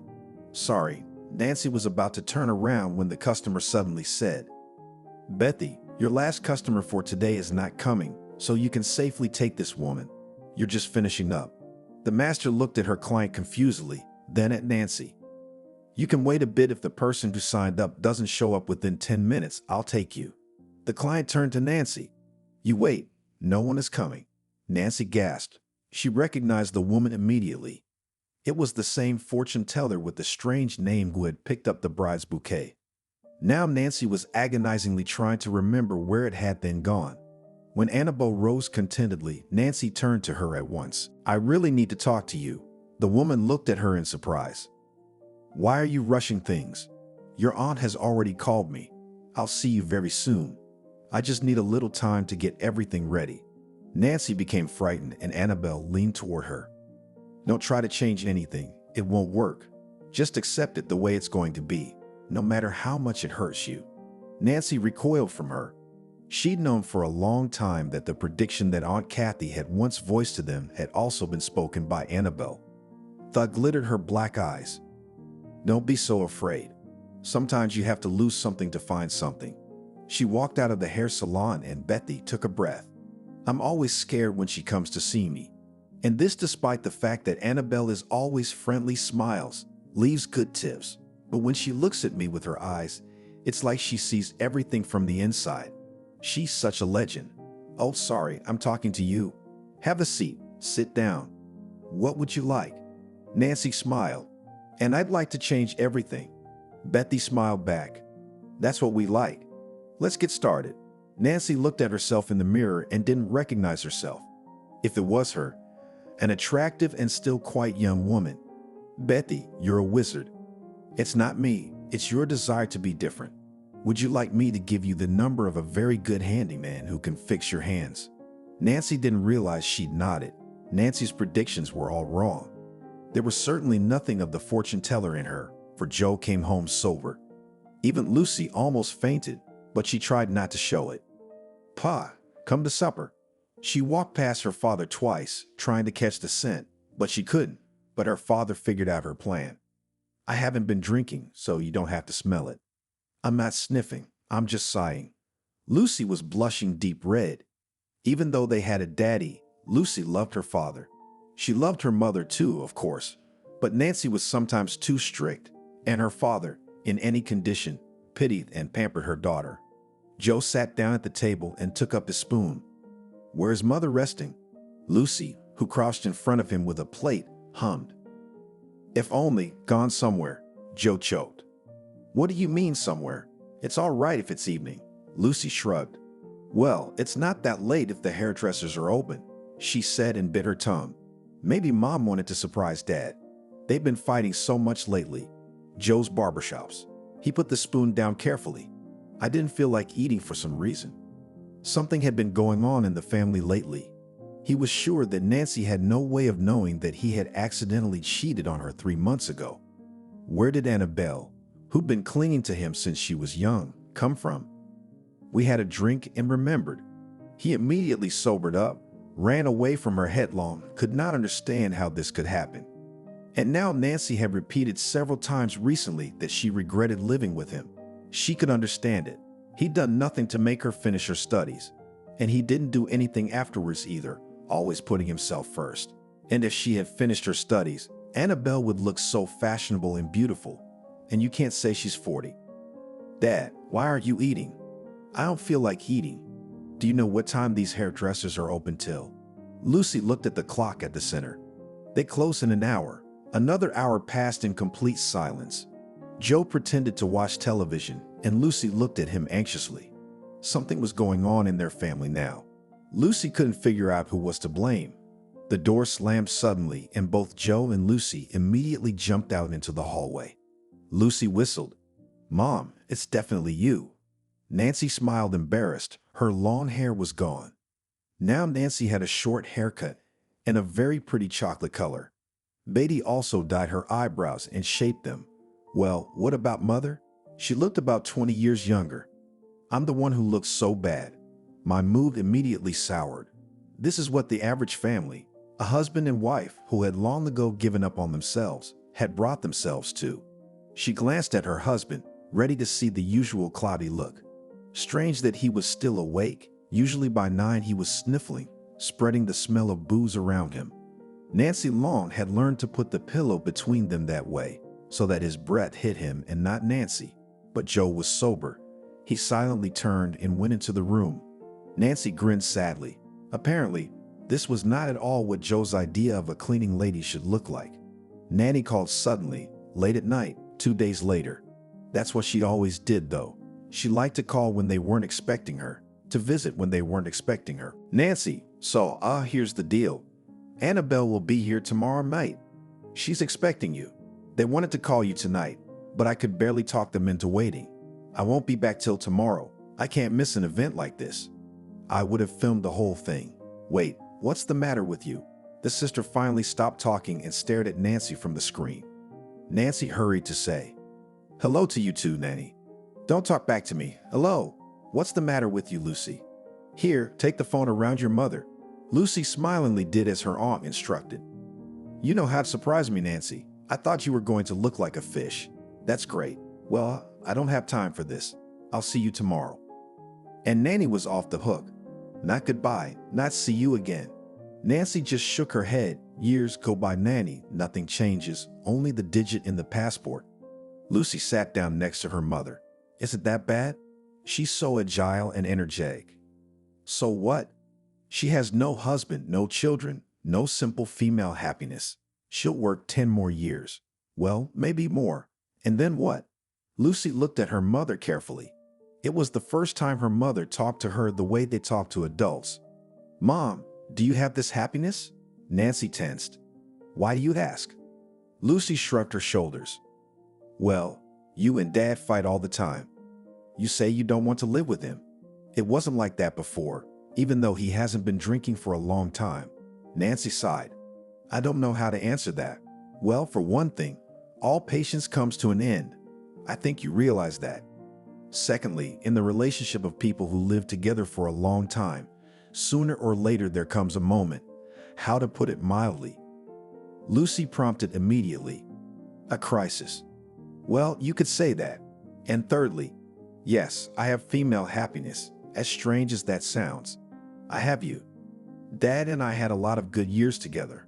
"Mom, what made him like that?" "I can't tell you that, Lucy, because I don't know." "Well, I'm going to go to bed. I have to get up early in the morning, and I can't sleep since I have to go to Nanny's." Lucy got up. "Mom, take me with you. I'll take one look at her." "Who?" "Annabelle. She's not so famous now, but they still write about her. She used to be a star." Nancy was just about to tell her daughter she didn't want to see her when the front door opened. Joe was on time, which meant he was sober again. Sober Joe didn't fit into Nancy's plans.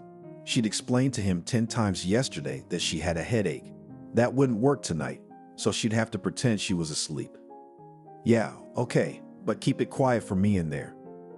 Nancy quickly closed the bedroom door behind her. Lucy was old enough to realize that this was her mother's way of avoiding her father.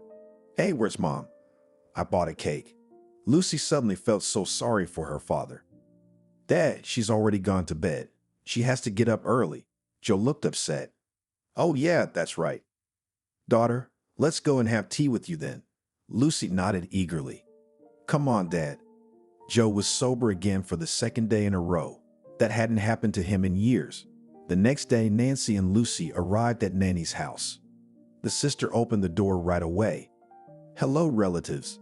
I won't give you a hug because I'm playing hostess and baking pies today." Kathy appeared in the hallway. The woman grumbled, but without malice.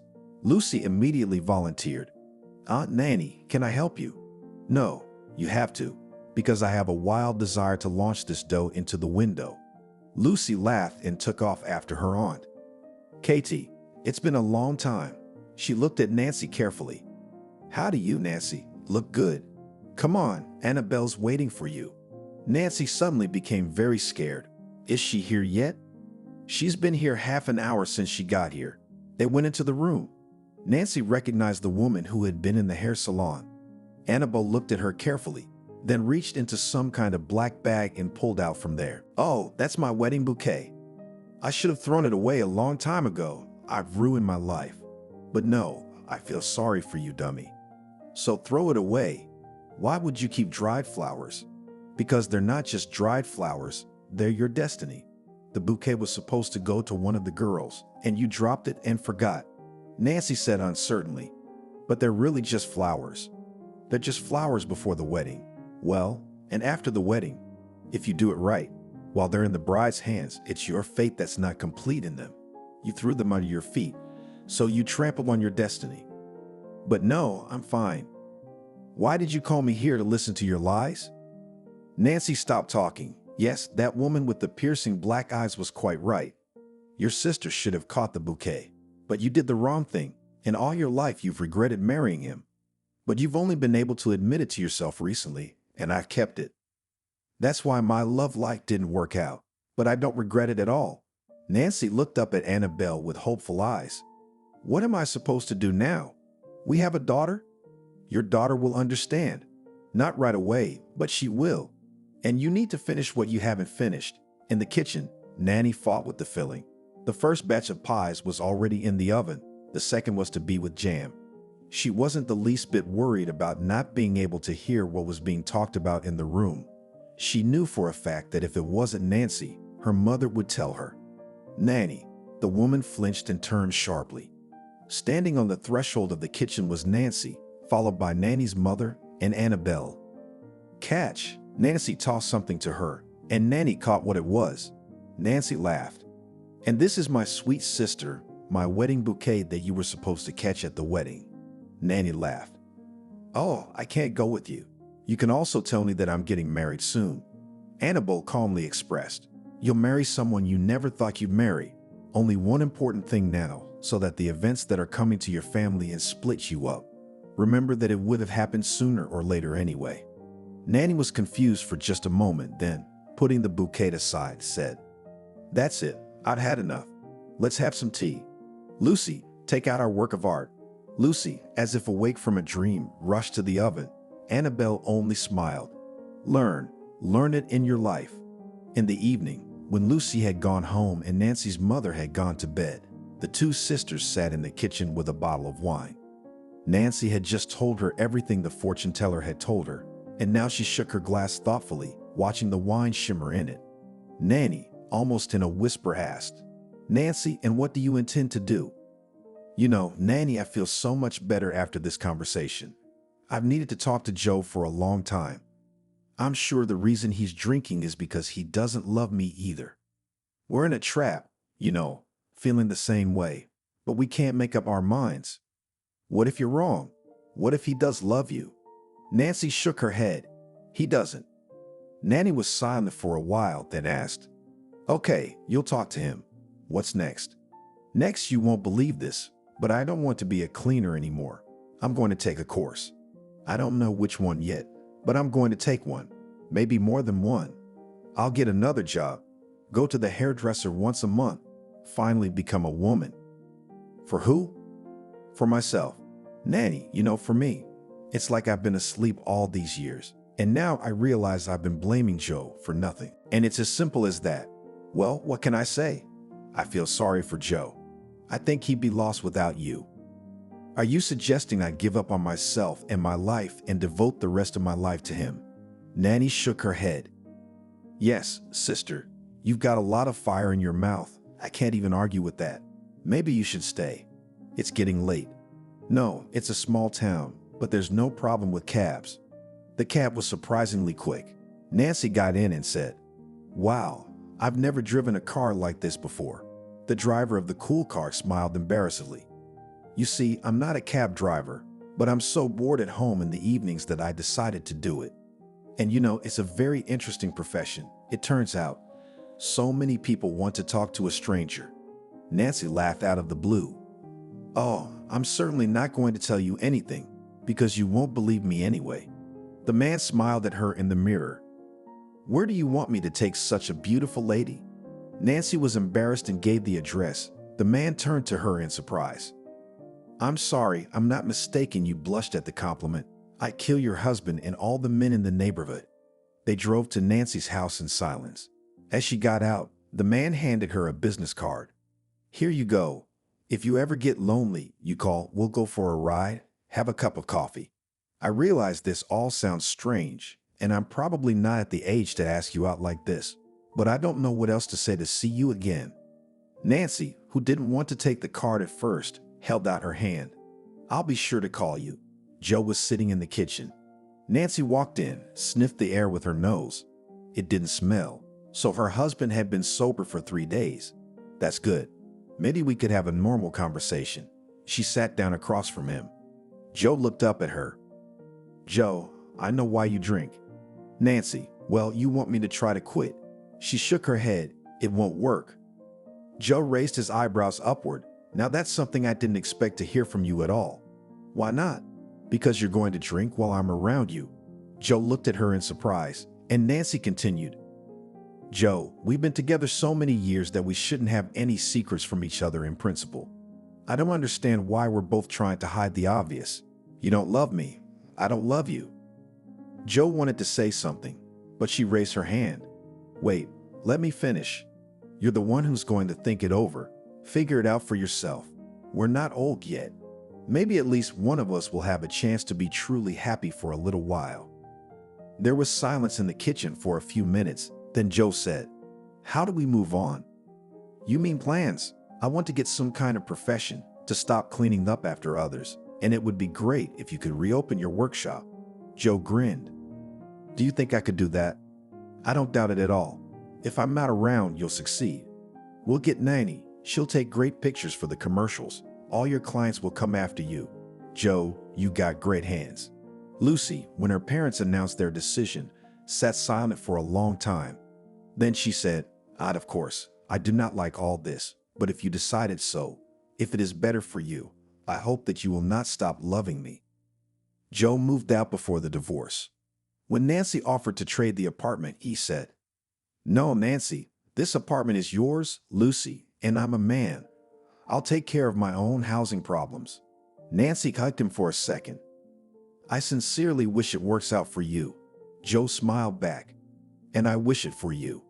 That same day, Nancy called the number that was written on the business card. Good afternoon. I don't know if you remember me. It's impossible to forget you. I didn't think you'd call anymore. Noah was a retired military man, so a little straightforward, but very interesting. Nancy felt like a girl, running into him on a date. Lucy said it every day.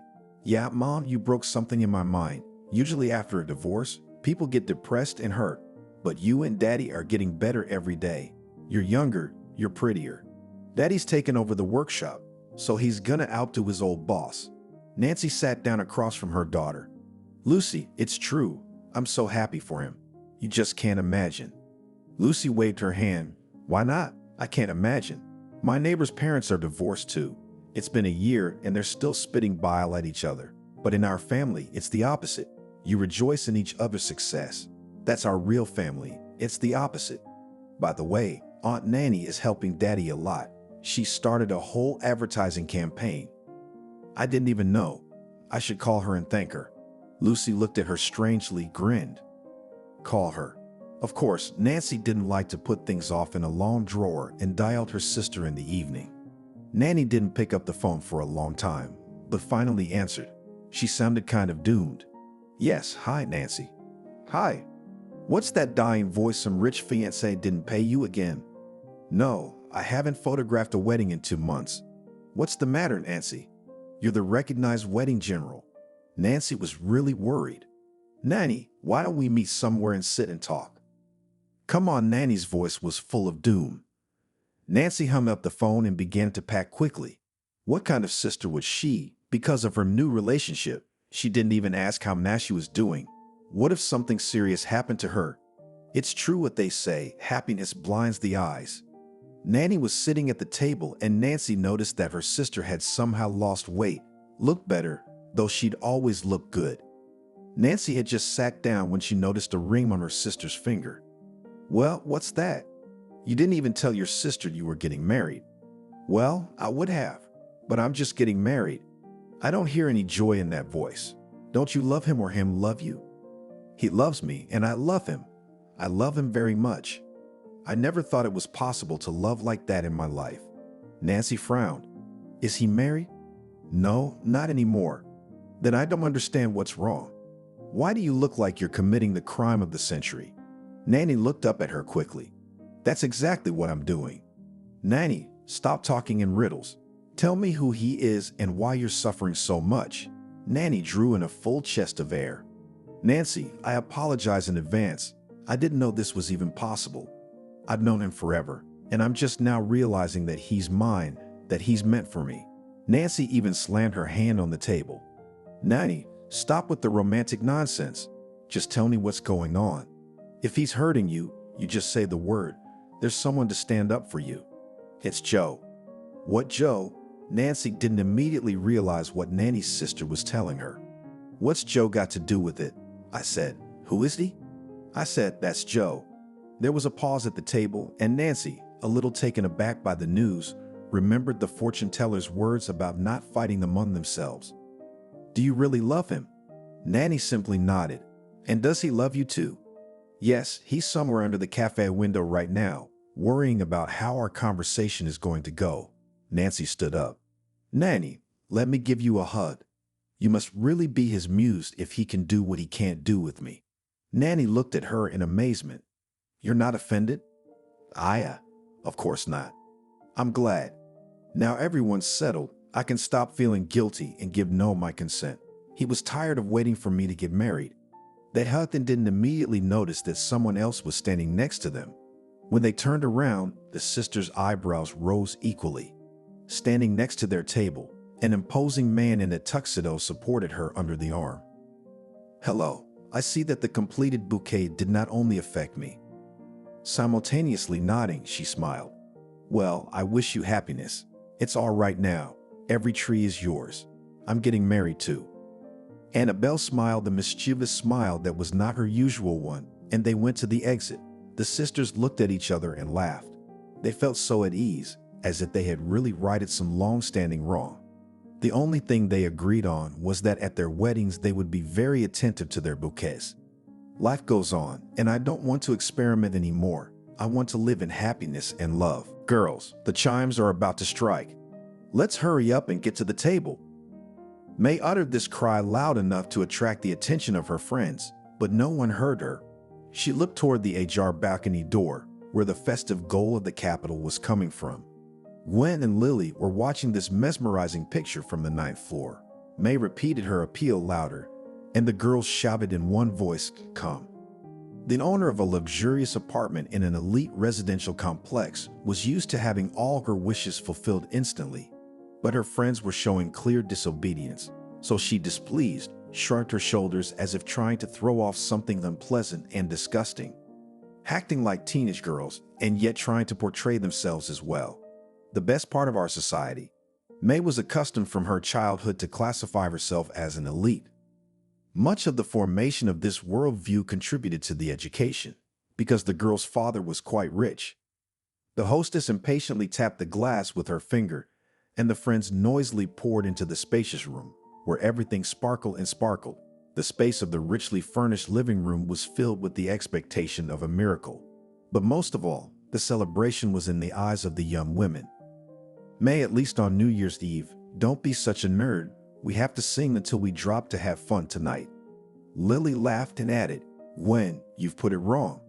We're going to drink and have fun." May smiled indulgently. "I won't let you drink till you drop, because a real lady shouldn't lose her human form." Lily hugged her friend by the shoulders and began to shake her. "Speak, and you will allow us to have fun. We want to have a good time today. In some centuries gathered together, and you put restrictions on us. It's unfair and even cruel. We have to go to the Christmas tree on this magical night, where people go out." May closed the balcony door. She looked at the joyful faces of her friends. A different emotion raged in her new heart. She smiled again. Why do we have to go to the Christmas tree when we can sit here and talk? I can't stand these crowds full of drunken, screaming women. Gwen ignored her hostess's remarks. She looked at the huge panel, which was a stylized version of a chronometer. While you're arguing here, time is running out. A certain me, as if on cue, simultaneously looked at the clock. Unknown author of the design miracle decided to make the dial of the sun, which is a huge ball spread over a green valley with a river, toy houses. This picture of summer idyll attracted the eye, and now the three women were in the power of the illusion created by the artist. It became so quiet that the movement of the hands was clearly audible. 1. Gwen came to her senses. Only a minute left. Open the champagne. May, have you prepared pencils and napkins? Why? The hostess gave the table a check-up look. Lily had already grabbed the empty bottle of fizzy drink. What a stupid question. We'll make a wish. Did you forget? That's right, girls. It's gonna be a good one. May rushed to the elegant mahogany hero, and in a second on the table appeared 3 napkin pens in front of you. You can make your wishes. The first strikes of the chimes burst into the room. Gwen and Lily squealed and began scribbling hastily on the naughty napkins. May watched her friends with an indulgent smile. Lily was the first to complete the task. She lightly uncorked the bottle and filled the glasses. On the 12th stroke, the 3 women sipped their glasses. You have to dry to the bottom or the wish won't come true. Gwen displayed the empty flute. May gave her friend a cold stare. It's all nonsense, child's play. One idiot invented this ritual, and others repeated, stupid and dumb. Lily gently pushed the empty glass away from her. May, today is such a wonderful holiday. I want to be happy and cheerful. You can't go around with a sour face and lecture everyone. You don't like the custom, no one's forcing you to do it. But Gwen and I love it. You're the one who's always saying you should respect other people's opinions. Or did you just mean your own opinion? May realized that she had said too much and tried to correct her mistake. That you're paying attention to my grumbling. You know I can be a bore sometimes. Why don't you tell me the secret of what you've been up to? Gwen made scary eyes. You can't tell secrets, or the wish won't come true. Lily filled the glasses again. I'll tell you. We all understand perfectly well that it's just a beautiful element of the game, but it's still nice to live with hope. For years now, I've written just 2 words on a napkin. I want to get married, but up there, where they register our wish, I'm always put at the back of the line. A year goes by, and my application remains unprocessed. The girl looked at the chandelier and wagged her finger as if the crystal lamp was to blame for her unsettled love life. May looked at her friend with interest. That's an interesting interpretation. By the way, it explains why I refuse to indulge in such amusements. Gwen was actively wielding her fork, but it didn't prevent her from inserting her meaningful word at the right moment. Tasty salad you got yourself cooked, or? May interrupted her friend. I made everything on this table myself. I really wanted to get your approval. Gwen hummed. Good for you. And speaking of boys, May, why did you suddenly decide to revive our girlish traditions? If my memory serves me correctly, you have at your personal disposal not only this luxurious apartment, but also a famous husband, even more famous, and a whole box of other privileges. Did you leave them alone for the sake of meeting old friends on such a holiday? This question took the woman by surprise. She began to twirl the champagne-filled glass in her hands. It was spontaneous. You know, sometimes everything in life changes in an instant. Yeah, like New Year's Eve was one thing, and then the chimes did their thing. Bang, bang, and everything changed. May nodded her head. That's about right, Gwen. The boundary between present and past lives seems invisible, but it's impossible to cross that line. Lily looked at her friend sympathetically. Why this verbal equilibrium? Tell me honestly, your hockey player cheated on you. Found another? May struggled to find the words. No. There's another reason. You know, guys, it's complicated. Joe's retired from big sports. He's sick, and I'm not ready for this kind of challenge. I tried, but it just doesn't work. May tried to sound convincing, but there was indifference in her voice. The fork slipped out of Gwen's hands and fell noisily onto the plate. What do you mean it's not ready? May had already recovered from her momentary confusion. It's very simple. When I got married, I didn't think that I would have to take my husband to the bathroom, wash him, and make his bed. I'm sorry for the details, but you asked for it. Did you think your whole life was going to be made up of pleasantries? May smirked. You'd think otherwise. It is the duty of any decent man to provide for his woman. For the sake of fairness, I should point out, Joe had been up to the task for over 7 years. But now, in addition to his health problems, he was having financial difficulties. And you were scared? Yes, I was scared. What's wrong with that? I'm a normal woman, not a nurse. I need a healthy man. Lily resolutely got up from the table. Another ruined New Year's Eve. Come on, Gwen. Let's go under the tree and then we'll crash at my place. We're not used to truffles and lobster, but we'll have a decent appetizer too. Gwenya followed her friend. Thank you, May. But we really should go. We're not the right company for you. The friends hurried to leave May's apartment, who saw them off with an angry look. But you hypocrites are miserable. They pretend to be paragons of virtue, but they'd sell themselves for an extra 100. They could hear the elevator going up before they got in, Lily, May said disappointedly. You're used to measuring everyone by your own yardstick, but there are other values in life besides money. Goodbye. The automatic doors closed almost silently, and May remained standing on the landing. It was a holiday outside, and she was in mourning. The clock read 2:15. God, what a bad start to the year. And why did I invite those idiots over? I'll make it up to them. May frantically searched her phone for the right number. Harry, Happy New Year. Don't you miss me? Oh, that's good to hear. Okay, I'll be your snow maiden for the night. Wait for me. May had long noticed that Joe's ex-boyfriend had a thing for her. Once the men played together, but Harry was lucky enough to draw the lucky lot, so he was frankly jealous of his friend's success. The former friend was even ready to mess with Joe, but not everyone had a lucky draw. Now he hinted at this circumstance, to which May replied, Harry, I promise to give you a chance you've been waiting for a long time. I hope you know what I'm talking about. The man's satisfied chuckle was heard in the receiver and whispered, I'm really looking forward to you. The mood immediately lifted to the right level. May most appreciated those who openly admired her. She examined her reflection in the mirror, corrected the tightly fitting dress that was perfect for her figure. And why not? How long can one abide by the nun's code? I am a lively and very beautiful woman. I need to shake off the stress too.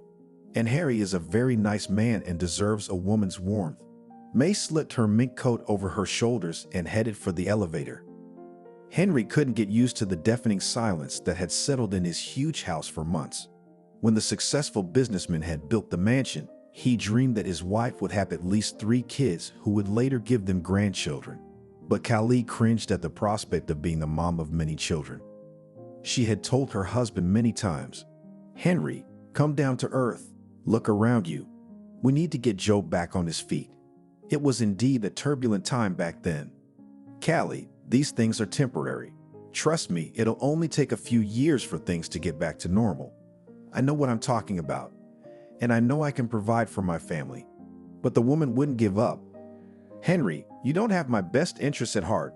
I've got a dissertation coming up, and I'm not going to stop there. So maternity leave is not in my plans. Kelly moved step by step towards her main goal, but on this path, the family for her was a secondary factor, so Joe was practically from birth in the care of nannies and governesses. When the boy grew up, the family moved into a new apartment almost in the heart of the capital. By that time, social groups had already been clearly formed in the country, and Henry was sincerely glad that he was on the top step of this ladder, but he did not boast of his high position. On the contrary, he liked to spend his time in good male company. His wife often hinted to him that a man of this status should choose his friends more responsibly.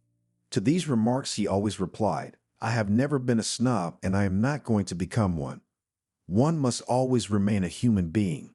One thing surprises me, how quickly some of our society has changed. Anyone in particular? At least you, for all I know, you've never been an earl, and you act as if you had blue blood in your veins.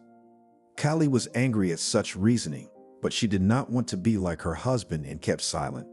Perhaps it was the lack of understanding that caused the couple to drift further apart every day.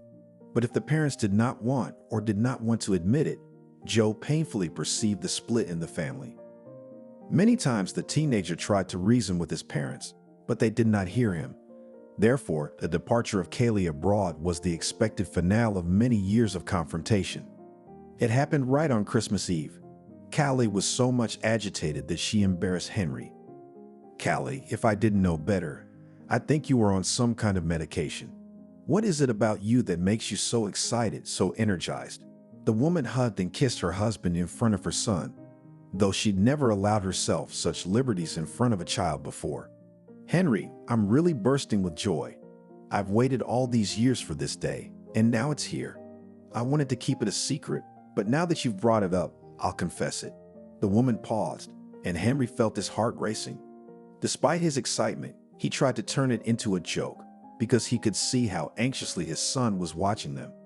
"Don't tell me you decided to rob a bank or a jewelry store on New Year's Eve." The woman wrinkled her nose. "Well, as usual, you've ruined everything with your flat jokes," Joe intervened. "Mom, Dad didn't say anything offensive. You just take humor wrong."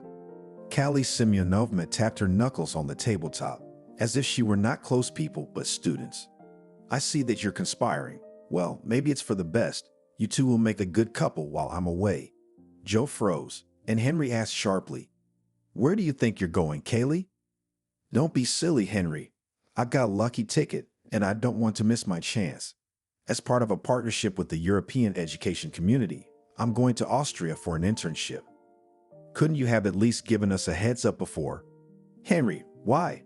We've been living our own lives for a long time. You and Joe won't even notice I'm gone. Besides, our son's a man on his own and he doesn't need a nanny."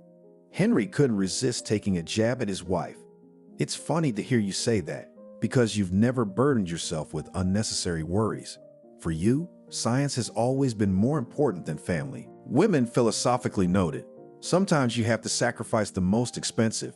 But what can you do? That's life. You should be happy for me, but you're sour. Well, it won't be long, because it's only a 2-year internship." Henry saw his wife off with his son. He remembers the day well. The New Year holidays had not yet had time to make noise, so the Christmas tree was in the center of the airport building. Passengers arriving from the holidays were eager to have their pictures taken with a synthetic Santa Claus in their arms.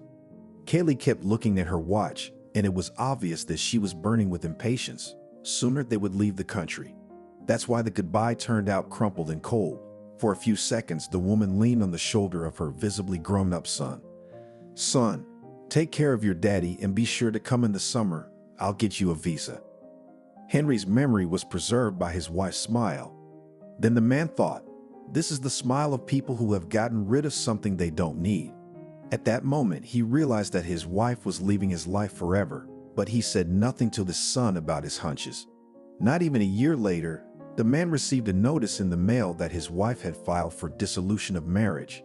He felt humiliated and insulted. Trying to control his emotions, Henry dialed his wife's number.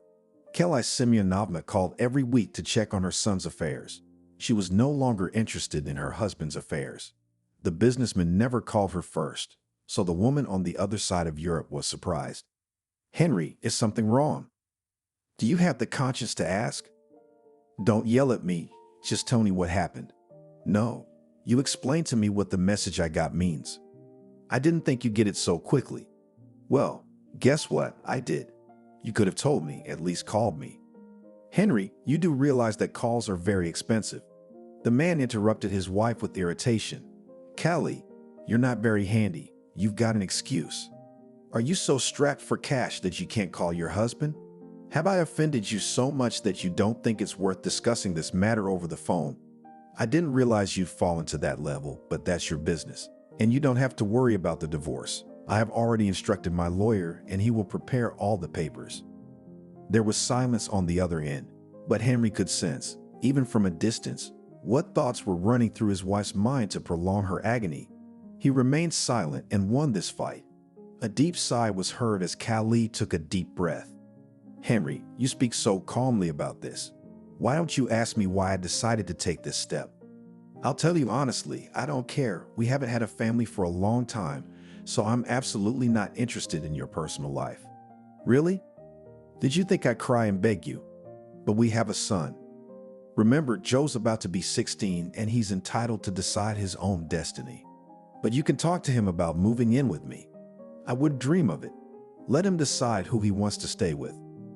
Joe chose his father, but all the years he lived with a heavy burden on his soul and could not understand why his mother was so cruel to him. After all, shortly after that landmark conversation with her husband, the woman called her son and said that she was marrying his Austrian colleague. But Joe didn't even listen to his mother and hung up. It wasn't until months later that Henry found out about that phone call. By unspoken agreement from then on, that son and father never mentioned his mother. Henry sat in front of the fireplace, and the peaceful crackling of the fire induced sleep. The long New Year's vacation was, on the one hand, a pleasant addition to the extreme conditions of life, but on the other hand, it was very discouraging. In the near future, a whole pile of accumulated problems in the company was to be solved. But most importantly, the man's concern was his son. He felt guilty for what had happened to him. After all, in movies and television, reports do not tell what professional athletes pay the price. Yes, there is a downside to everything. There is a price to pay for everything. Henry spoke aloud the thought that had been bothering him the most lately. He turned the wood in the fireplace and decided to check on his son. But no sooner had the man taken a few steps than he heard a noise. The drowsiness lifted like a hand. Henry rushed almost at a run to the opposite side of the building where his son's room was. "Joe, what's wrong?" The loud sounds, like the banging of a heavy object, came again. Then Sarah shouted, "Gina, Felix, where have you all gone?" Henry felt a chill go through him.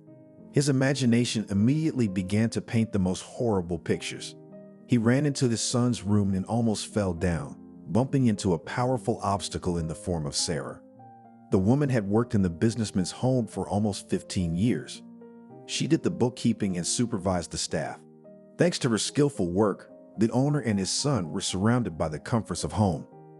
"Henry, you almost knocked me over. I can't get a hold of those freeloaders. I'd advise you to look for other guards." All this advice Sarah was giving out in the middle of the day. She was trying to lift Joe. The young man was lying on the floor. He was pale, but from his rapid breathing his father realized that he was alive. The man rushed to his son. "Joe, what's wrong? Wake up." Sarah reassured the owner. "Do not worry, now he will wake up. I didn't realize what happened when I heard the crash. I guess Joe decided to walk on his own, but he didn't realize his strength and fell." Sarah gestured at the crutches. "Should we call an ambulance?" Joe objected. "No ambulance. The sight of white coats already gives me the creeps." The woman wheeled a wheelchair over to where the young man had fallen, and Henry helped him up. "Joe, why are you doing this? The doctor told you." "Pa, I don't know who to listen to anymore. Some doctors say that every movement is bad for me, and others, on the contrary, advise me to be more active. And I myself, I can't accept my helplessness. I don't need you to comfort me." Henry raised his voice so that Sarah flinched. "Stop being hysterical and be a man. Yes, disaster has happened to you, but that doesn't mean life is over." Joe looked at his father in surprise as he continued. "I'll tell you without doctors that you can't get discouraged. You have to believe in yourself. How many examples are there when doctors made not a comforting prognosis and a person, against all odds, got back on his feet? Those cases are rare. I could take after this truly courageous man, but I have a very different diagnosis. I know you have multiple sclerosis, but people with this disease live, work, and even have children." Joe laughed hysterically. "Dad, you want to hurt me on purpose. You know very well that we broke up with May, or to be more precise, she left me. So what? She's not the end of the world. Let her go." Loud footsteps were heard in the corridor. Sarah commented. "They're running, 2 young men, identical from the face." One of the guards said in an apologetic tone, "My colleague and I just stepped out for a moment." Henry gave the stocky man a stern look from head to toe. "You'll have a lot of free time now. You're fired.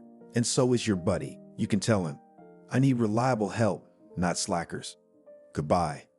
The guard just stood in the doorway. Joe decided to stick up for the boys.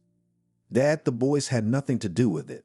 I had them escorted out so they wouldn't have to watch my every move. In fact, I don't understand why I need such an escort if I can't leave the house. The contract was for these lazy bums to make sure you got out and about in the city. And I mistakenly thought that you would be comfortable in the company of young and sturdy guys. Sarah shook her head. Joe didn't need the company of jocks, but a good caregiver. The businessman looked at his assistant with interest. Perhaps you're right. And how did I not think of that before? Joe tried to get to his feet, but he failed.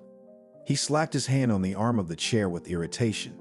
The thing that annoys me the most is that everyone's so excited about the details of my life, but I'm not asked. I don't need a nurse. I feel like I'm terminally ill right now, and you're trying to convince me, Dad, that I have a future. Joe forcefully turned his vehicle around. Okay, show's over. I need to be alone. All the visitors, including Henry himself, hurry out of Joe's room. Left alone with his thoughts, the young man began to beat his fists on the armrest. Why? Why am I being punished for this? Henry, despite his constant workload, had always tried to maintain a healthy lifestyle. It was something he taught his son from childhood. Since Kaylee had no time to raise Joe, he decided to do it himself. The boy attended gymnasium, and the physical education teacher immediately appreciated the good physical shape of the kid. Your son's reactions are excellent and his coordination is good. I'd advise you, Henry, to take the boy to the coach of the children's team. We have a big gap in hockey today, so we need talented kids. The teacher himself called his buddy who coached the kids' team, and he set up an appointment. The boy immediately liked everything, and the uniform, and the real hockey stick, and the guys. While his father talked to the coach, he had time to get acquainted with everyone. Then Joe excitedly told his father, Dad, you have no idea that these boys have been practicing for 2 whole years. They even went to the big puck tournament and won. Do you want to be on their team? You're asking me. I just used to think that for hockey you have to grow up first. It seems to me, too, that I'm still too young for such a sport. If Mom finds out, she'll be shocked because hockey is not a safe sport. Joe grabbed his father's hand and looked at him pleadingly. Dad, we won't tell Mom yet, we'll keep it a secret. And then when they get their medal, we'll tell her everything, and she won't be mad. Henry knew he didn't have to go along with that suggestion. Son, you know it's wrong to lie, right? Dad, we're not gonna lie, we're just not gonna tell Mom. She doesn't know we went to the gym. Yeah, son. I don't think she's interested right now. Our mom's got a defense coming up. So Callie was left in the dark for a long time about what Joe did in his spare time. Twice a week, the businessman took his little boy to the gym. After training, the boy was overflowing with emotion. My coach praised me today, said that I will make a great striker. Congratulations, but you realize that in any business you need perseverance. Yes, Dad, the coach told us that hard work and only hard work can make a master out of a slacker. The man laughed heartily. Good for your coach. Do you even know what the word slacker means? Our teacher calls us that all the time, he says. Reward me with a whole class of slackers. Joe humorously parodied his class teacher, and Henry couldn't help laughing. One day after practice, the son declared, Now I have a real friend. His name is Harry. Too bad he's at a different school. How did that get in the way of a real friendship? The boy shrugged his shoulders. I don't know. But Harry said I'm lucky because I go to grammar school, and he has to go to a normal school because his dad works in a factory. What a silly thing to say. Remember, son, that it's not the place that beautifies a person, but on the contrary, a person decorates the place of work or service with his work. Take you, for example. If you persistently train, you'll get into the junior team. And then you will play in adult hockey. You will play at championships. That's great. That's great. Mom and I will be proud of your achievements. The boy sighed. When it will have to wait so long. By the way, your Harry can have a dizzying career too, if he tries hard enough. Joe perked up. Great. I'll be sure to tell him at the next training session, because he gets nervous when things don't work out. But if Joe gave everything easy, Harry would squeak to overcome the difficulties of big sports. He diligently imitated his friend in everything, but it did not help him to reach the high bar, which has already overcome Joe. Coach felt sorry for the boy and encouraged him in everything. One day, the top brass showed up at practice. But come on, coach, brag about your achievements. The coach arranged a demonstration tournament for the guests and friends, specially identified in different teams. This trick was hidden in the coach's plan, to show his Diamond E. Joe to the knowledgeable people. The guests watched the match with passion and cheered for Joe's team. Coach, that boy is a real talent. How old is he? 14. a little early for the junior varsity. Rules are there to be broken, and sometimes you can and should make exceptions for a kid's height. He's got the physique of a 16-year-old. They're all growing like broilers these days. That's good. Can I talk to your pupil? Sure, yeah. And that player number 11, I would put him in defense or even remove him from the field. He's a little weak, he fusses a lot, but he plays quite well for amateur hockey. Harry hadn't heard what they were saying about his abilities, but he noticed that the chief guest had taken Joe out of the locker room with him. Envy had long ago settled in the teenager's soul, but he hid it skillfully, and this time he couldn't help it. That's it, it's gone. Now Joe would get his nose in the air. Nick looked at the boy contemptuously. Joe deserved it. He's a great striker. You should be happy for your friend, Harry, but you're making jokes. What are you jealous of? Mind you, it's an incurable disease and it always ends badly. Soon Joe's life changed dramatically.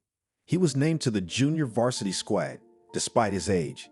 He also had to change his grammar school to a school for rising athletes. As the training schedule became tighter, the family had to move to the capital.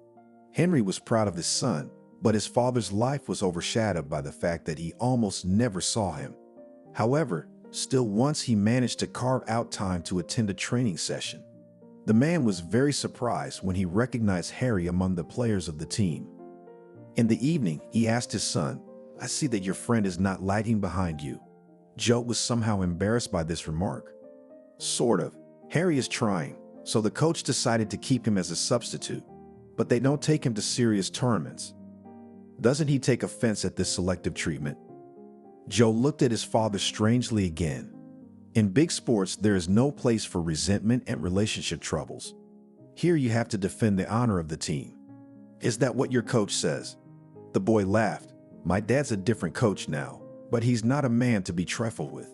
He always has some jokes and quips on his tongue. Coach often visits us, is very worried about us, says that we are his own children. It is good when you meet such people as your coach. Our new coach is a nice guy too, but Harry's not crazy about him. What's your friend's problem with the new coach?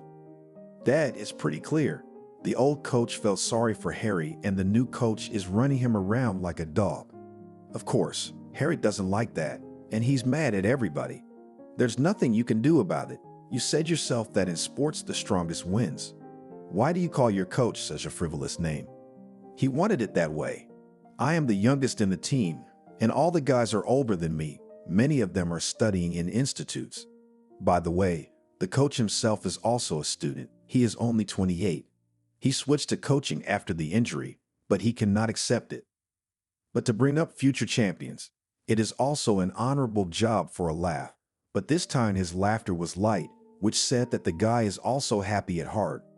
Dad, you're having an interesting conversation today, as if you've learned the headlines from the newspapers in advance. I'm sorry, son. Our generation was brought up on other ideals, and we once sincerely believed in an apple tree on Mars, and in communism on the whole planet, and in many other things. Joe often hinted at his father's different perceptions of the world around him, but Henry never took offense at such remarks. He was pleased that his son was trying to understand him, not ridicule old-fashioned attitudes. In turn, the businessman also always listened attentively to the boy, which helped him to look at the world through his son's eyes. Probably, this is what became a solid foundation for their real friendship. Joe had no secrets from his father, and Henry tried to reciprocate. But still, a huge black cat ran between them one day, and its shadow remained for the rest of their lives. And the culprit was the same Harry. Success in sports did not pass for Joe without a trace. He was invited to various TV programs, interviewed. Numerous female fans from different parts of the country sent him fiery letters. The popularity of this friend frankly envied Harry. Joe, you should be casting so many good-looking girls around you. You think I like that, but you gotta respect the groupies. That's not what I'd do if I were you. I wonder if you could give me some advice. I'd have some kind of tricky contest for them, and the one who wins would be honored to spend the evening or night with me. Joe looked at his comrade. Harry, I hope you're joking. No, I'm dead serious. Think of the life you could have. A new chick every day, adult paychecks, honors everywhere, camera flashes. Are you jealous of me? We're friends, Harry. I always thought you'd be happy for me, but you're just holding a pebble in your pocket like this. I didn't expect that. Harry tried to play it off, but Joe realized that he'd been doing the masterful job of being a friend all these years. After that incident, he avoided Harry's company, which only made him angrier. His teammates also began to notice the split, but it was not customary to discuss such delicate topics in new circles. The situation resolved itself. One of the fans of the young hockey player was particularly persistent, and inexperienced Joe could not resist her fanatical devotion. The girl named Ilona studied at one of the capital's universities and already considered herself the bride of a famous athlete. Although Joe liked her, but still he did not dare to introduce his father to his beloved.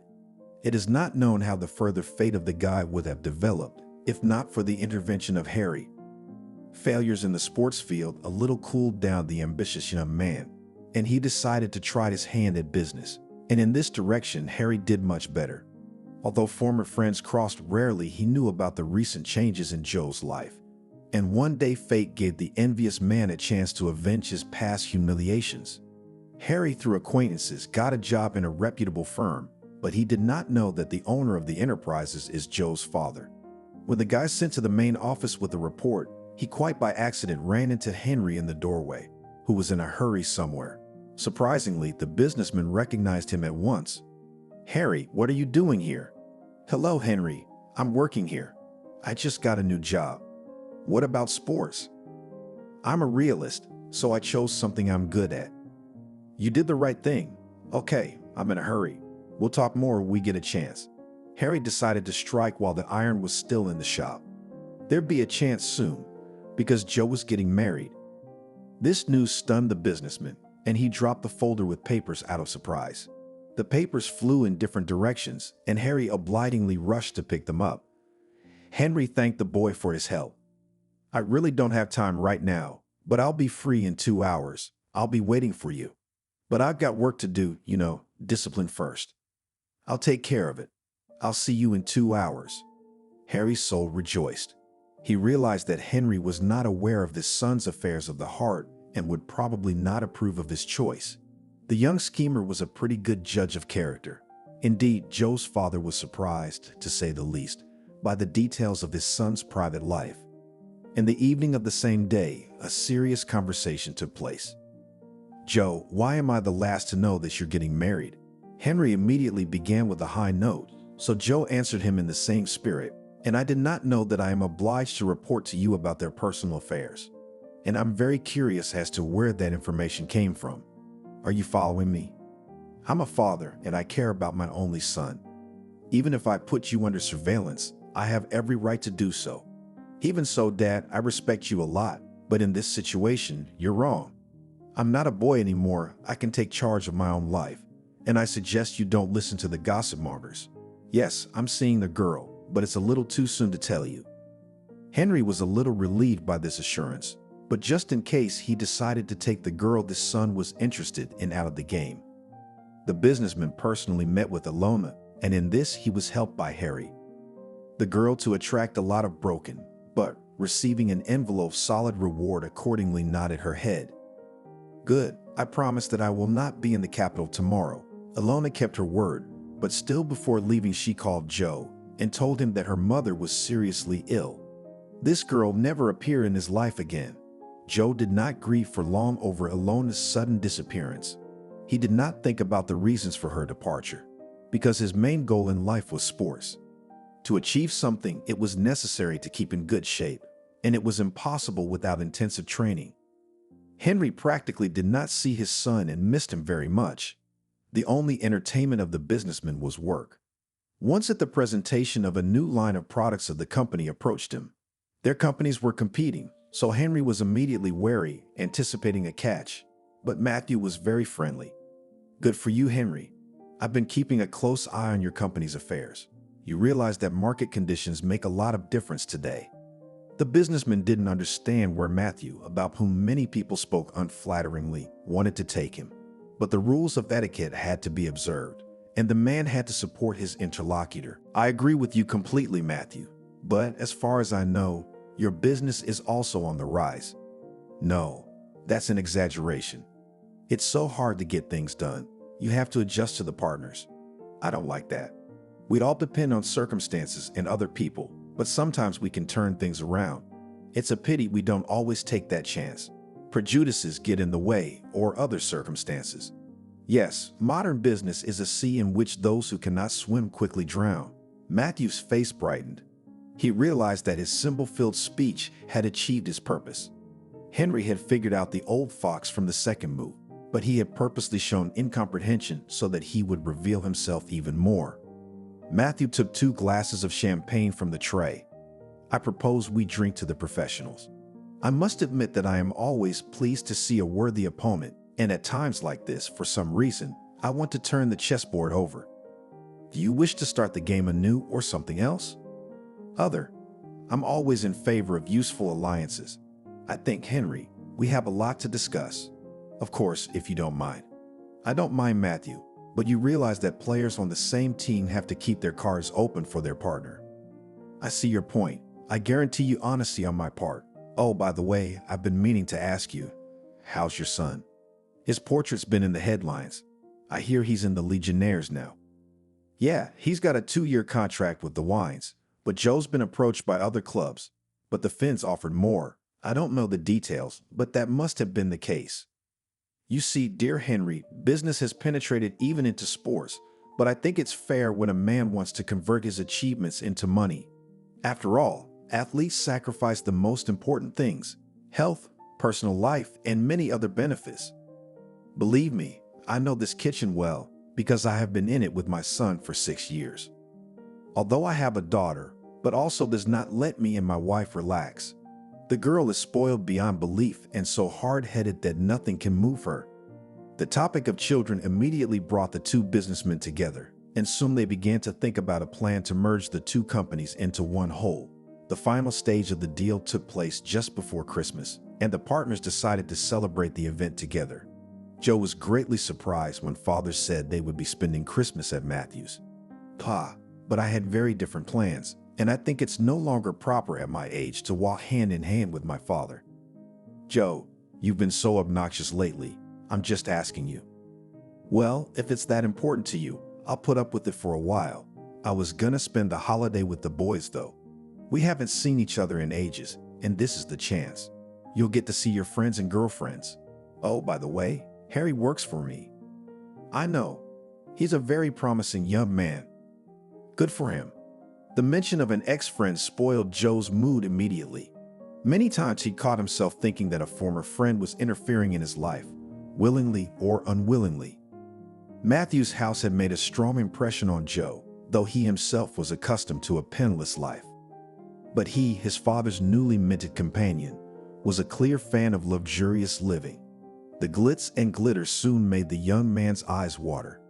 But that was the beginning of the ordeal.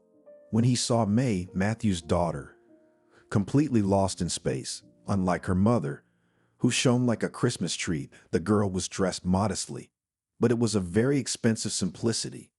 It was no surprise to May that her appearance made such a strong impression on Joe. She was used to being the center of attention and immediately set about winning another man's heart. I've wanted to meet you for a long time. Unfortunately, there are no real champions in my circle of friends. The guy responded to the compliments. Among my acquaintances, too, there is no such a beautiful girl. You look so much like a stranger from the painting of a famous artist. Krama. Oh, you're interested in painting? Not really. It's just that a lot of people have told me you look like the young lady who once was the painter. Of course, I'm fine and all, but it's nice to be like famous people. I think it's much nicer to do something yourself that makes you be remembered. It's easy for you to talk, and you get written about and talked about, and I'm just an ordinary girl, and I don't have any special talents. Do you dream of fame? Who doesn't? You know, popularity is rather burdensome than useful once in sight. Any move you make can be misinterpreted, but the sad thing is that fame is a fleeting thing. It is like jilding, it comes off, and the one who was the variola of that fame is then left in oblivion. May looked at Joe with wide-open eyes. You surprise me. I always thought sport was brute force. The young man laughed. That is universally mistaken, but even in extremely forceful disciplines, you have to include brains, not to mention hockey. Joe passionately told May about the strategy of the game. She listened to him with bated breath. The parents watched the young people with fascination, and Matthew even wept a little. What a beautiful couple, and they immediately found mutual understanding. "I don't recognize my daughter," he said with so much sincerity that Henry believed him. He didn't know that Matthew had made preparations with his daughter the night before. May had at first resented the very fact that she must sacrifice her freedom for her father's affairs, but when the stern parent threatened her with forfeiture of her allowance, the girl gave in. And when she saw Joe, she became indescribably delighted. May whispered in her father's ear, "Daddy, thank you. That hockey player is a real sweetheart. He's a man and you're talking about him as a woman.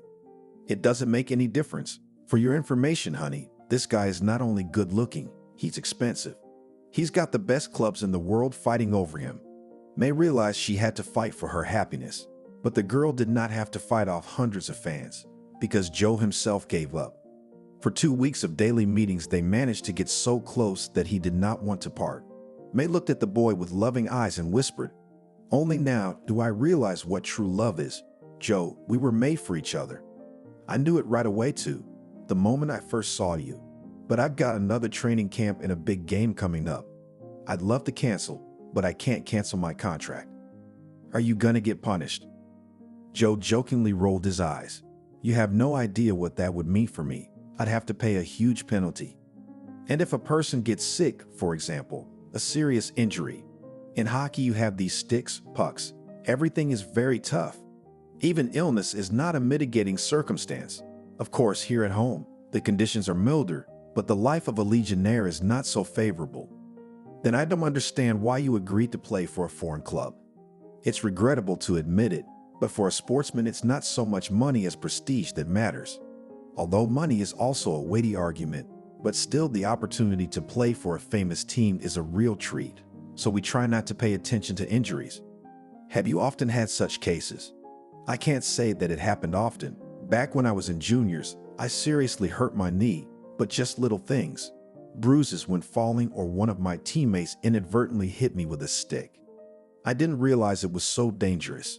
Big sport is not for the faint of heart, and you were right to point out that it's not safe." Joe was touched that May was interested in his affairs and genuinely worried about him. He realized that he wished she was always there for him. The parents of the lovers were delighted with their decision to become one family.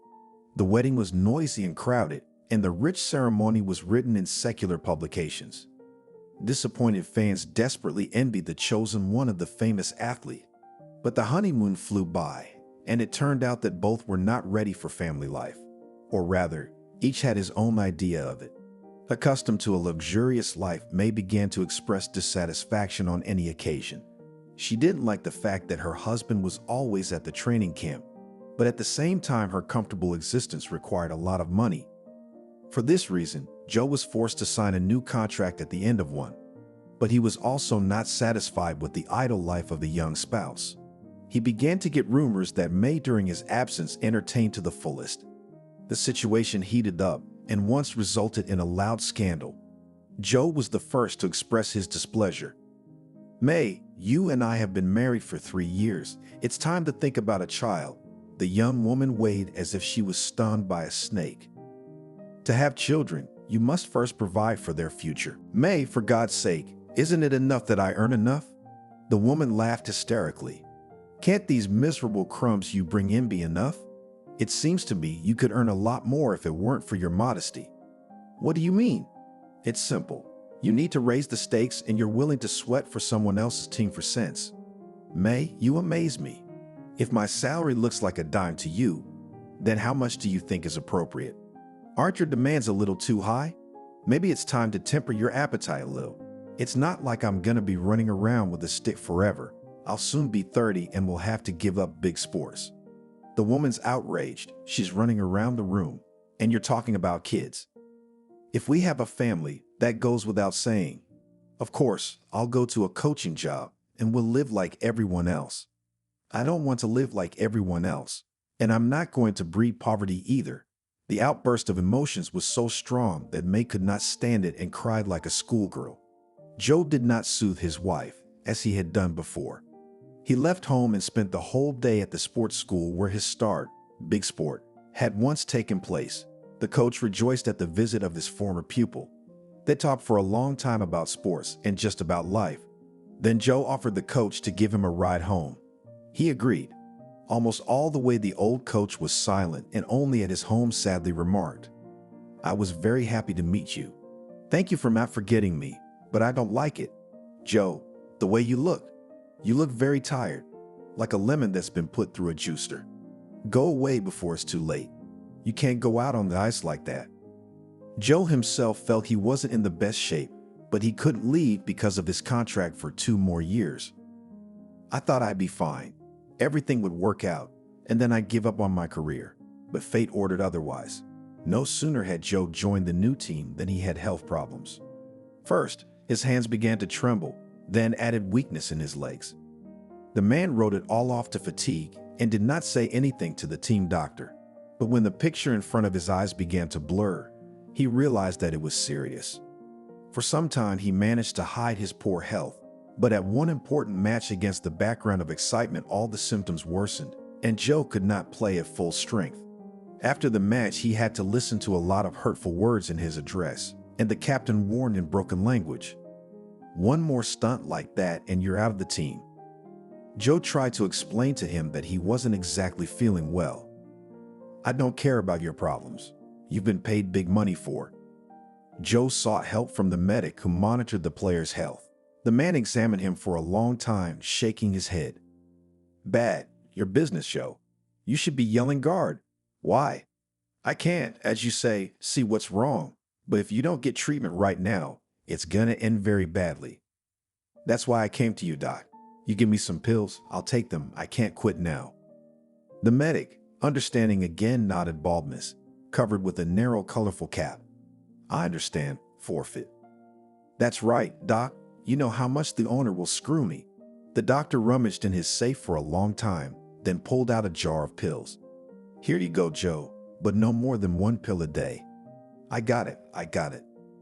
The pills helped a lot at first. Joe felt a surge of energy and was quite aggressive on the field.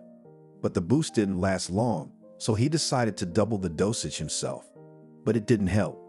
Once during a match, his legs refused to obey Joe. He collapsed on the ice and could not get up.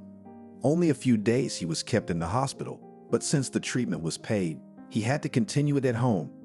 Henry was shocked when he found out what had happened to his son. Joe was treated in one of the best clinics in the capital, and after just a few days he learned that he had multiple sclerosis.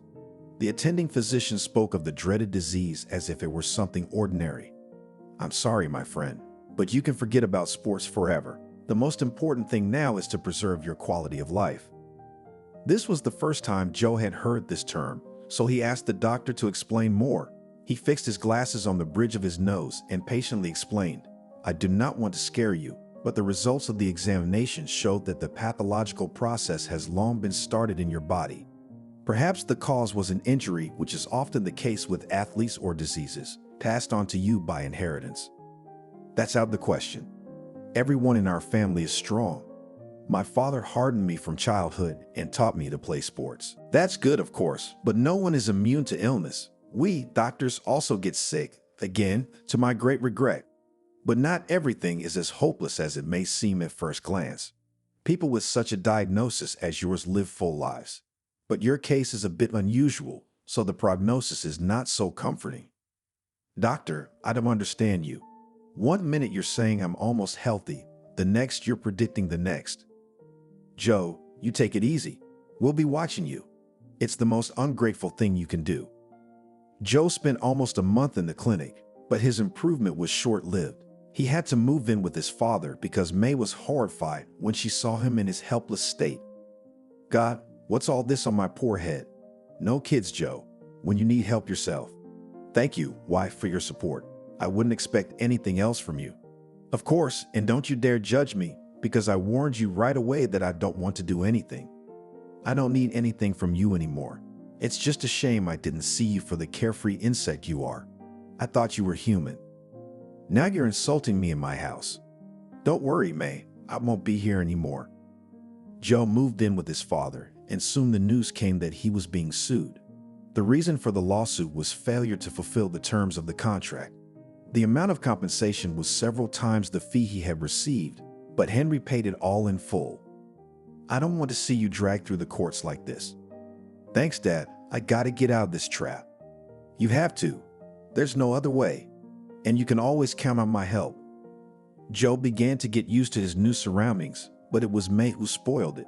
Just before Christmas, she showed up at the country estate to give her husband another scandal.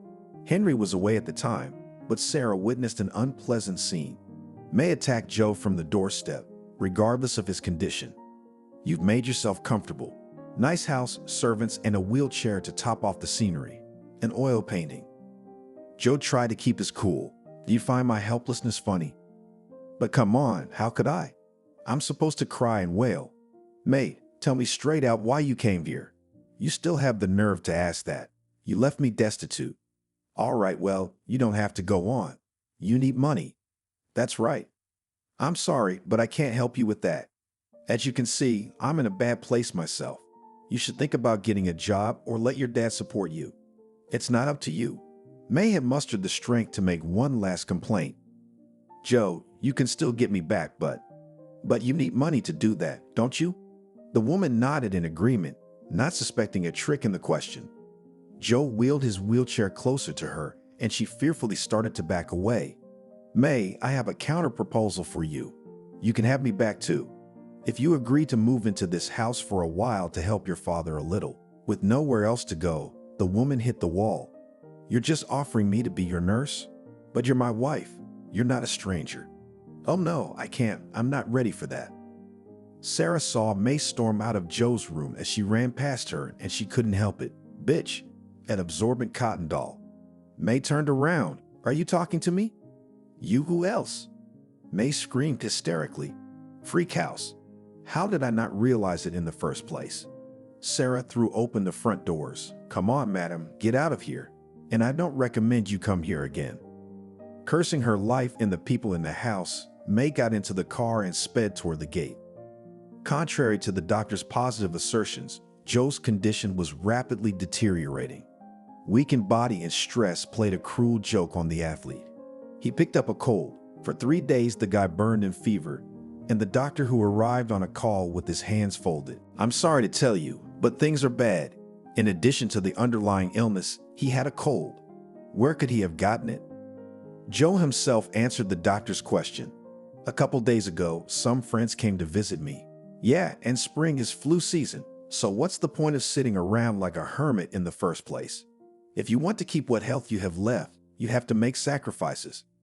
Doctor, my life these past few months has been all about sacrifice. Tell me, what's the point of living at all? The doctor didn't answer the question and quickly left. Henry volunteered to accompany him. Doctor, I'm desperate. I need your advice on what to do. The best doctors have seen my son and the professor, but everything is at the same point. The district doctor squinted his eyes. You know, I'm not a professor, but I will say that everything depends on the desire of the patient. Your son himself does not want or is not in the mood for recovery. So what do we do? You have to motivate him. He's an athlete. That's the kind of person who's driven to succeed, and our patient needs to be motivated to do the same. But it's up to you how you do it. In my experience, even a little success can work wonders. Push him. Do not give him free minutes, that is, deprive the guy of any opportunity to plunge into his dull thoughts. If I were you, I'd hire a nurse, preferably a young and pretty girl. Henry was surprised. Does age and sex matter? It does. After all, a young man, even a sick one, would not want to show his weakness to a lady. I may be wrong, but this is all based on my personal observations. All day, Henry pondered over the doctor's strange recommendation, and in the evening he invited Sarah into his office. I'm not at all comfortable giving you such an assignment. I'm very afraid of being misunderstood. Henry, don't bother. I heard everything last night. The doctor was talking very loudly, so it was impossible not to hear him. What do you say? About his suggestion or about the nurse? Both. Of course, I don't know much about medicine, but I think our doctor's advice should be heeded. At the very least, it's worth a shot. I think I have a candidate in mind. Henry's revitalized. That's a good place to start. Don't get too excited. You may not be happy with this girl. All right, I don't want to beat around the bush. My niece Kate, a nurse by training, worked at the clinic for 4 years after college, but something happened there. I don't know exactly. In short, the girl was forbidden to practice her profession, but she can be a nurse and she's proud. She didn't take kindly to her employer. And where does she work now? Up nowhere. She's a paper courier, and I have to do all the work. Sarah was ready to tell the owner about her hard life with all the details, but he impatiently interrupted the woman. Let your niece come tomorrow. In principle, I have no choice. If the girl has worked, then she has some experience. Yeah, she gives me massages and knows what pills to pop when my blood pressure spikes. Okay, we have a deal. Of course, I can't say no to you, Henry. You're like family to me, and I'm so worried about Joe. I mean, I watched him grow up. Sarah lived on the other side of the village and had to walk a decent distance every day. But on this night, she was racing home. Her heart was filled with a double joy. First, she had a chance to get a job for her niece, who had been in her care almost since she was a baby. And second, she could finally arrange her personal life. This energetic woman had a man in mind who was paying attention to her. But the beau did not have his own place, so they had to meet secretly. Sarah bustled into the house, barely able to catch her breath. Kate. The niece had never seen her aunt in such a state and was frightened. Aunt Sarah, what's the matter with you? Is something wrong? It happened, Kate. I found a job for you with money. The girl's face blushed. Are you kidding me? I'm not kidding. True, you may not be satisfied with such a position, but on the fish list, as they say, do not choose. The girl began to shake the aunt. What are you all talking in riddles? On purpose decided to help me. Let me catch my breath, then I'll tell you everything. I already got dinner ready. I just got my paycheck today. And how much? The girl doomed squeezed out, 3,000. Yes, poorly paid for your services, but nothing. Soon you'll be like a cheese and butter. Sarah expected her niece to dance with joy, but Kate, on the contrary, became sad. Her aunt even took offense to that reaction. I rode like a dragon horse across the village to cheer you up, and you didn't even smile. Of course, it's a shame for you to be a nurse. Auntie, what are you talking about? A nurse only has a white coat, and sometimes you have to do such work that a normal person would shudder. I was upset for another reason. What if your Henry calls the clinic and finds out about me? Let him call, although I don't think he will, because my businessman is a very decent man. And why are you so afraid? You still haven't told me what you've done to upset your boss. You could at least tell me now so I know. I'm not comfortable telling you about these things. Sarah drew the girl to her and stroked her flaxen hair like a little girl. You silly girl. I'm your mother, so I'm allowed to tell you everything. The girl stretched and her eyes glistened. Everything was fine until this patient showed up in our ward. His last name is Stark. Wait, isn't that the Stark? It is, Aunt Sarah. But he was still in his position at the time. They took him off after he got drunk and drove. He was on TV, the creep. He came to us with a heart attack and he had his eye on me. What a bastard. I had a hankering for strawberries. He's already 50 years old. 47 according to his passport. Anyway, he began to me first all sorts of compliments obscene to make, and then did not give a pass. I had to ask the girls when I had to go to his room. After all, he was treated in a single room. And what happened next? If I ever found out he hurt you, I'll do it with my own hands. Kate smiled through her tears. I may look frail, but I could stand up for myself. Anyway, this Stark guy started complaining to the chief about me for being rude to patients. Our head of the department did a preventive work with me, and I promised that it will not happen again. And then I was on night duty and the bastard pretended to be sick. And he chose the right moment, when I was alone at the post, and as it should be in such situations with a resuscitation kit, flew into the room, and he put me on the bed. I'm still disgusted. Sarah froze. Now I understand why you didn't say anything. Auntie, at least listen to the end. I had the tray in my hands, so I hit him right in the face with my knee in the most vulnerable place. Good for you. That's what you think? Stark howled, bent over, and blood gushed from his nose, broken by the tray. Of course, everyone came running, but no one would listen to me. They believed the goat that I deliberately attacked him. But do you get a wolf ticket for that? Of course, there is such an article, incompatibility with the position held. But the head decided not to bring the case to court and offered me to resign of my own accord. True, I still spoiled my work record book. Why didn't you tell me this before? I would have told you about Stark. I was just embarrassed, the woman cried. And tell me, where is the justice in having the conscience to hurt an orphan? Sarah was impressed by her niece's story. She cried for a long time, remembering how she raised one niece. They sister orphaned when the younger girl was only 7 years old. Sarah was 12 years older than the little girl. For the sake of her little sister, she had to quit her studies and give up her personal life. But that instead of gratitude brought her only grief and shame. Sarah could not keep track of her sister, and she fell into a bad company. The girl began to come home in the morning and she smelled of booze. Sarah tried to talk some sense into the girl. She cried, promised to improve, but it all happened again. And then she announced she was having a baby. Noticing how her sister's face changed, the future mother calmed her down. Don't worry, sister. I'll give up the baby right away. Why would I do that? I'll go to the city and get a job there. This revelation shocked the woman. How dare you say that? People are suffering for years, cannot give birth to a child, and you have already planned in advance to abandon his own blood.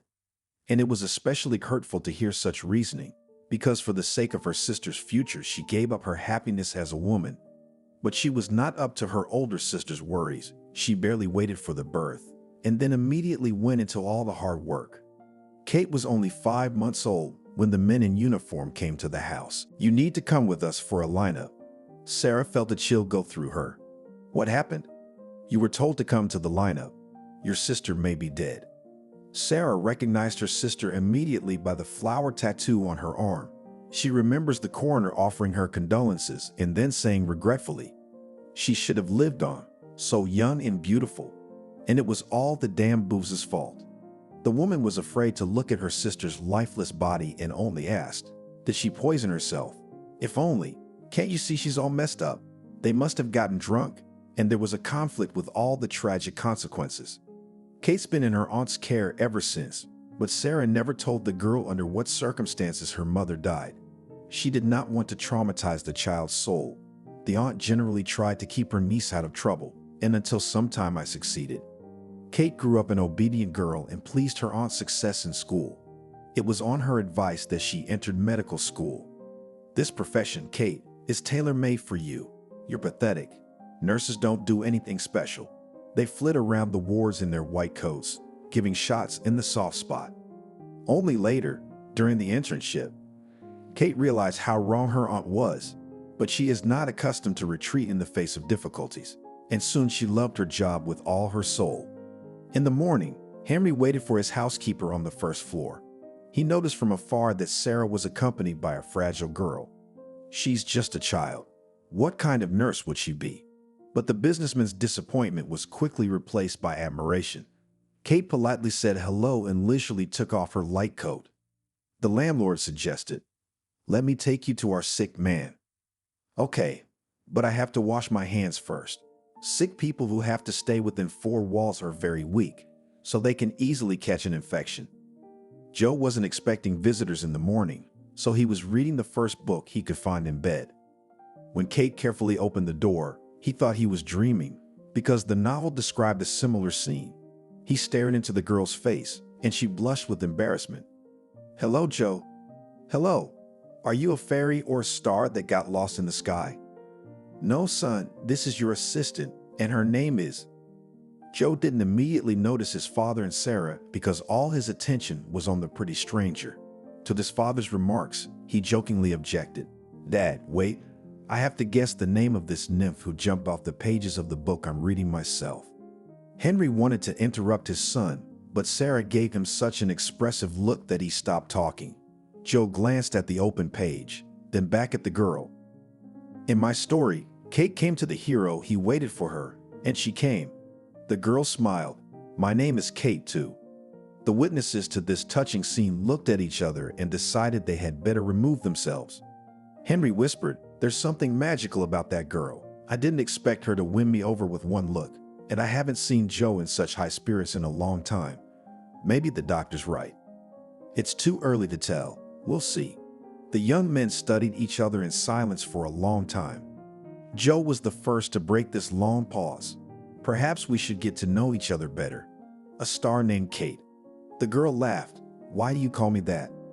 If you don't mind, I won't. I don't mind. But you know, appearances can be very deceiving. So you're saying that underneath the blonde nymph is a monster? No, I don't want to scare you, but I'm definitely not Cinderella. Let's say I'm not a prince either. But what made you come all the way out here to visit a secluded hermit? I wasn't forced to, and it wasn't a long journey. I came here to help you. Well, you've ruined the whole fairy tale, but I'm still willing to obey you, if only for today. This is already good, because sometimes one day means much more than a whole year. Joe and his father were soon convinced of the justice of this remark. All day long, Kate spent her days by Joe's side. She gave him massages, then made him do special exercises. Daily walks were also part of the recovery package. But Kate had a lot of questions when she saw what her ward ate. But it was Sarah who took all the lumps. Auntie, you do realize that so much meat on one plate is a crime. Joe needed protein when he played sports, but now he needs something lighter. So don't yell at the lady. Just tell her what she needs. All I've been hearing from you lately is complaints. But what can I do? I created my own problem. Henry was the only one who stayed out of it, but he could see by the revitalized look in his son's eyes that Kate had made him want to live. He came home one evening and couldn't believe his eyes. Joe, leaning lightly on his cane, was strolling down the path that ran along the flower bed. Pa, you may congratulate me, but I think it's to your credit that it was your idea to bring this wonderful girl into our home. You're wrong, it was your doctor who suggested it, and I had no other choice. But I don't think you have any regrets. You're right, I can't believe it wasn't so long ago that I didn't really want to live. Kate promised to show me to some doctor she knows. She says he's really good at this kind of thing. Now do you believe you can get it all back? I do, Dad, and thank you for your patience. Whether it was faith or Kate's effect on Joe, his condition improved every day. They had many conversations with Kate, mostly about what had gone before. Joe felt that he would never tell a single person in his life what he was telling this fragile girl. Kate felt needed another push, something else that would put a stop to the moping and get him moving forward. Kate was sure that all it took was the will. Henry, can I talk to you? Sure, Nadia. Is something wrong? He took a break from his papers. Lately, he had been doing nothing but trying to fix his firm's affairs after he had paid a huge penalty for his son, and then spent an equally huge sum on his treatment. The firm had sagged, or rather its affairs had sagged. He didn't say anything to Joe and tried not to let anyone else around him notice either. No, nothing's happened. I'd like to ask you a favor. I need 2 days off. I'll go into town. My girlfriend invited me to a wedding and I'll be right back. Kate was a terrible liar. Henry realized at once that the reason was something else, but he had no right to ask her, much less to distrust her. All right, Kate, we'll manage. Don't worry. Kate knew where she was going, and she wasn't sure she'd find the man she needed, but she decided to give it a try. Strangely enough, she found the building right away. A few questions to passersby, a little wit, and there she was at the door. She didn't know how to pray, but she whispered, Lord, let this coach be found. Yes. Kate had traveled to another city to find the very coach Joe respected so much, and he also spoke very warmly of the first trainer, but only this one could help. She spent a long time explaining to the guard exactly who she needed. When he finally understood, he smiled. That's what they would have said. Kate was surprised. That's what I said. No, that's not what you said. The girl was led down some corridors for a long time. Finally, a door opened and a cold smell came over her. On that bench over there, see? Yeah, thank you very much. Coach was surprised. Seeing a frail girl where only men practice was a little unusual. Are you sure it's for me? If you're the man who trained Joe. So I heard he retired from the sport, but he broke his contract. Yeah, he got sick, got real sick, so he broke it. Come on, girl. Let's go to my office. You can tell me all about it. Kate came back excited. The coach promised to find out something and then be sure to come back. Joe sat in the chair. He walked outside today even without a stick. It was, of course, a little scary. He'd gotten used to it lately, but he wanted to please Kate. His father hadn't been seen all day, though today was a day off and he wasn't going to work. Strangely enough, Sarah hadn't shown up either. Joe got up, decided to go look for them. He found Sarah cooking something in the kitchen, father sitting on the sofa. It was ridiculous, unusual, and Joe couldn't think of anything better to say. "Why are you here?" Joe noticed that his father and Sarah herself looked embarrassed. He looked at his father in surprise, then looked at their housekeeper, and suddenly realized that he had never thought of Sarah as a woman, but she had been. She was already over 40. Who could be older? But she was a very interesting woman, slim, though large brown eyes. Joe hurried out of the kitchen, and Henry thought, "This is all very confusing. Before Kate came along, I had no idea that Sarah was not only kind and smart, but also beautiful." He couldn't explain what Kate had to do with it, but it didn't matter. 3 days after Kate's return, something happened that Joe never dreamed would happen. They had just sat down to tea in the courtyard when the guard came in. "Joe, there's someone here to see you." "Me? Who?" He said it was just Sam. "Coach." Joe looked at Kate, but she was talking to her aunt. So he got up and walked to the gate. "But hello, Joe. I see you're holding up well." He wasn't alone. There was another coach with him. "Where are you from?" "I'm so glad to see you. But will you invite me in?" Of course, come in." They drank tea for a long time, talked about nothing, admired the cakes and flowers. Then they'd all left, leaving Joe with the trainers. "So, Joe, how's it going?" "Well, I'd had worse." "It's good that you're positive, very good. I got a proposition for you." Sam explained that such a high-level hockey player could do a lot more good coaching kids, maybe even adults. But first, he needs to get a feel for the ice again. That's what the coach will help him with. In the meantime, Sam would do some sort of publicity. Joe sat there and couldn't believe his ears. As they were saying goodbye, Joe asked, "Where are you from? How did you even come up with the idea to come here?" "I didn't tell anyone about my illness." Sasha grinned. "Take care of your Kate. She's great." Joe smiled. Yes, that's his Kate. And now he finally realized it. All night he thought about how he would tell Kate. Then he decided to take his time. He would get up a little, start earning money, and then he would propose to her. 2 months later, they first saw a sports ad about Joe coming back to teach new champions. And the next day, as he and Kate were going for a walk, the door swung open and May appeared on the doorstep. "Joe, darling, I've missed you so much." Joe was confused, and before he could push her away, she wrapped her arms around him and kissed him. Kate immediately pulled back and then left the room altogether. Finally, the young man pushed May away. "What do you want? Why did you come here?" "Come on, we all make mistakes. I told you, I'm not a nurse, I'm a wife. You're quite independent now, you'll start earning soon. I think we can be together again. Are you happy? I can see that." She sat down on the sofa, throwing her leg over the leg in a spectacular fashion, and Joe stared at her in amazement. "May, what about Harry? He turned out to be a bastard, offered me a job. Can you imagine that?" "No, I can't even imagine that. Don't sit around. You've got to ride into town."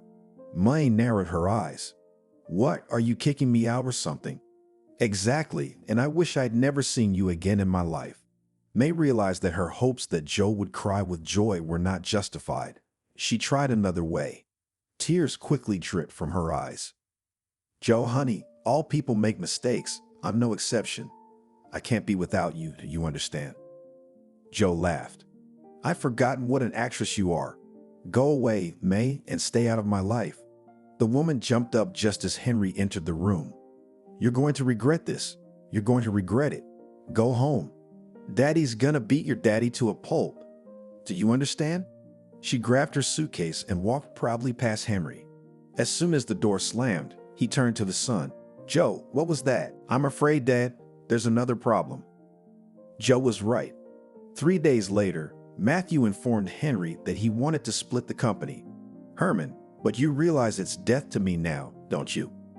"Of course I realize that, Henry. That's why I'm doing this. I'm going to become the sole entrepreneur in this business and fulfill my daughter's request. What does that have to do with the kids? Besides, it was Meg who left Joe when he got sick. Yeah, you're right. Young women make mistakes, but you have to forgive them. You know what, Matthew? Why don't you and your family all go? Matthew glared, but Henry was already out.